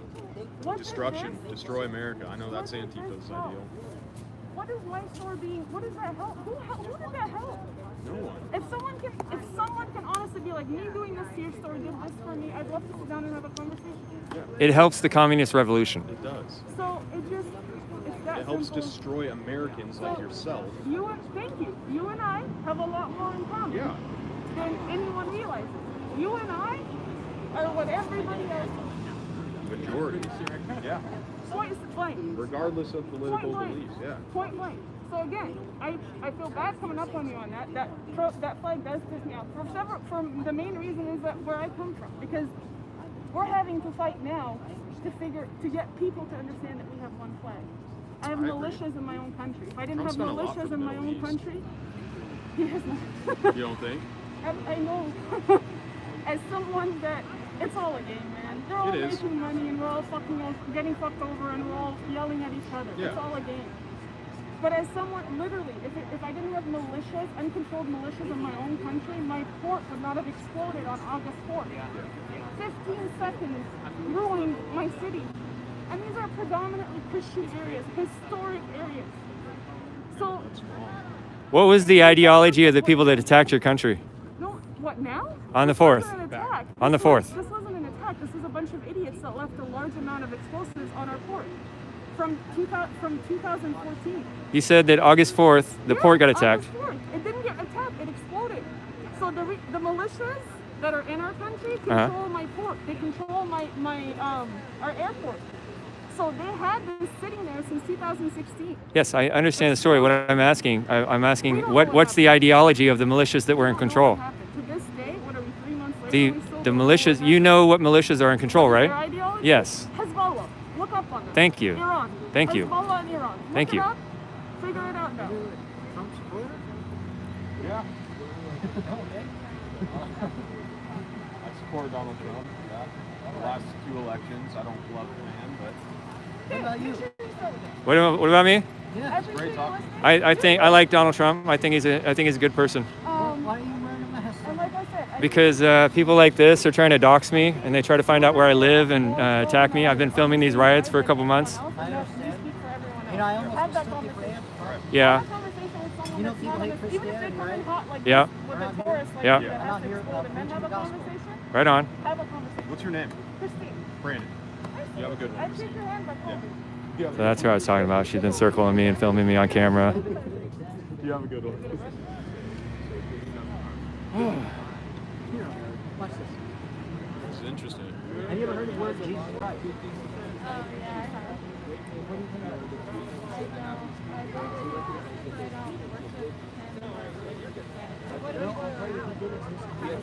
All right, guys, I'm going to end the stream here. My battery's going to die in a moment, and I don't want it to die completely so I can use my phone. So I will get on chat on a live stream just for chatting here in a little bit and do a debrief with you, but I am just going to shut the phone down now. But in a little while, I'll put a chat stream up and just chat about this today.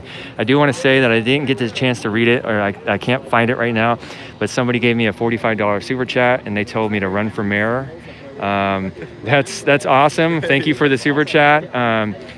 you guys, I haven't told you all my story about my life yet and stuff, but I'm a hot mess, and you know, I'm not I'm not against trying to help the country, but in my communities, but I need to get my life together first before I try to start leading things. And I also am more on the philosophical kick, and I think the philosophers usually stay out of that kind of stuff and they influence, but I'm flattered. But if you knew how much of a mess I was, you'd retract that super chat and your suggestion that I become mayor. So, all right, you guys, I'm going to shut this down right fast, and then I'll get on in a little bit and do a stream with you guys for chatting and debrief. Okay, bye, guys. I'm going to run and catch her, get her information real quick. I'll be right back, bud.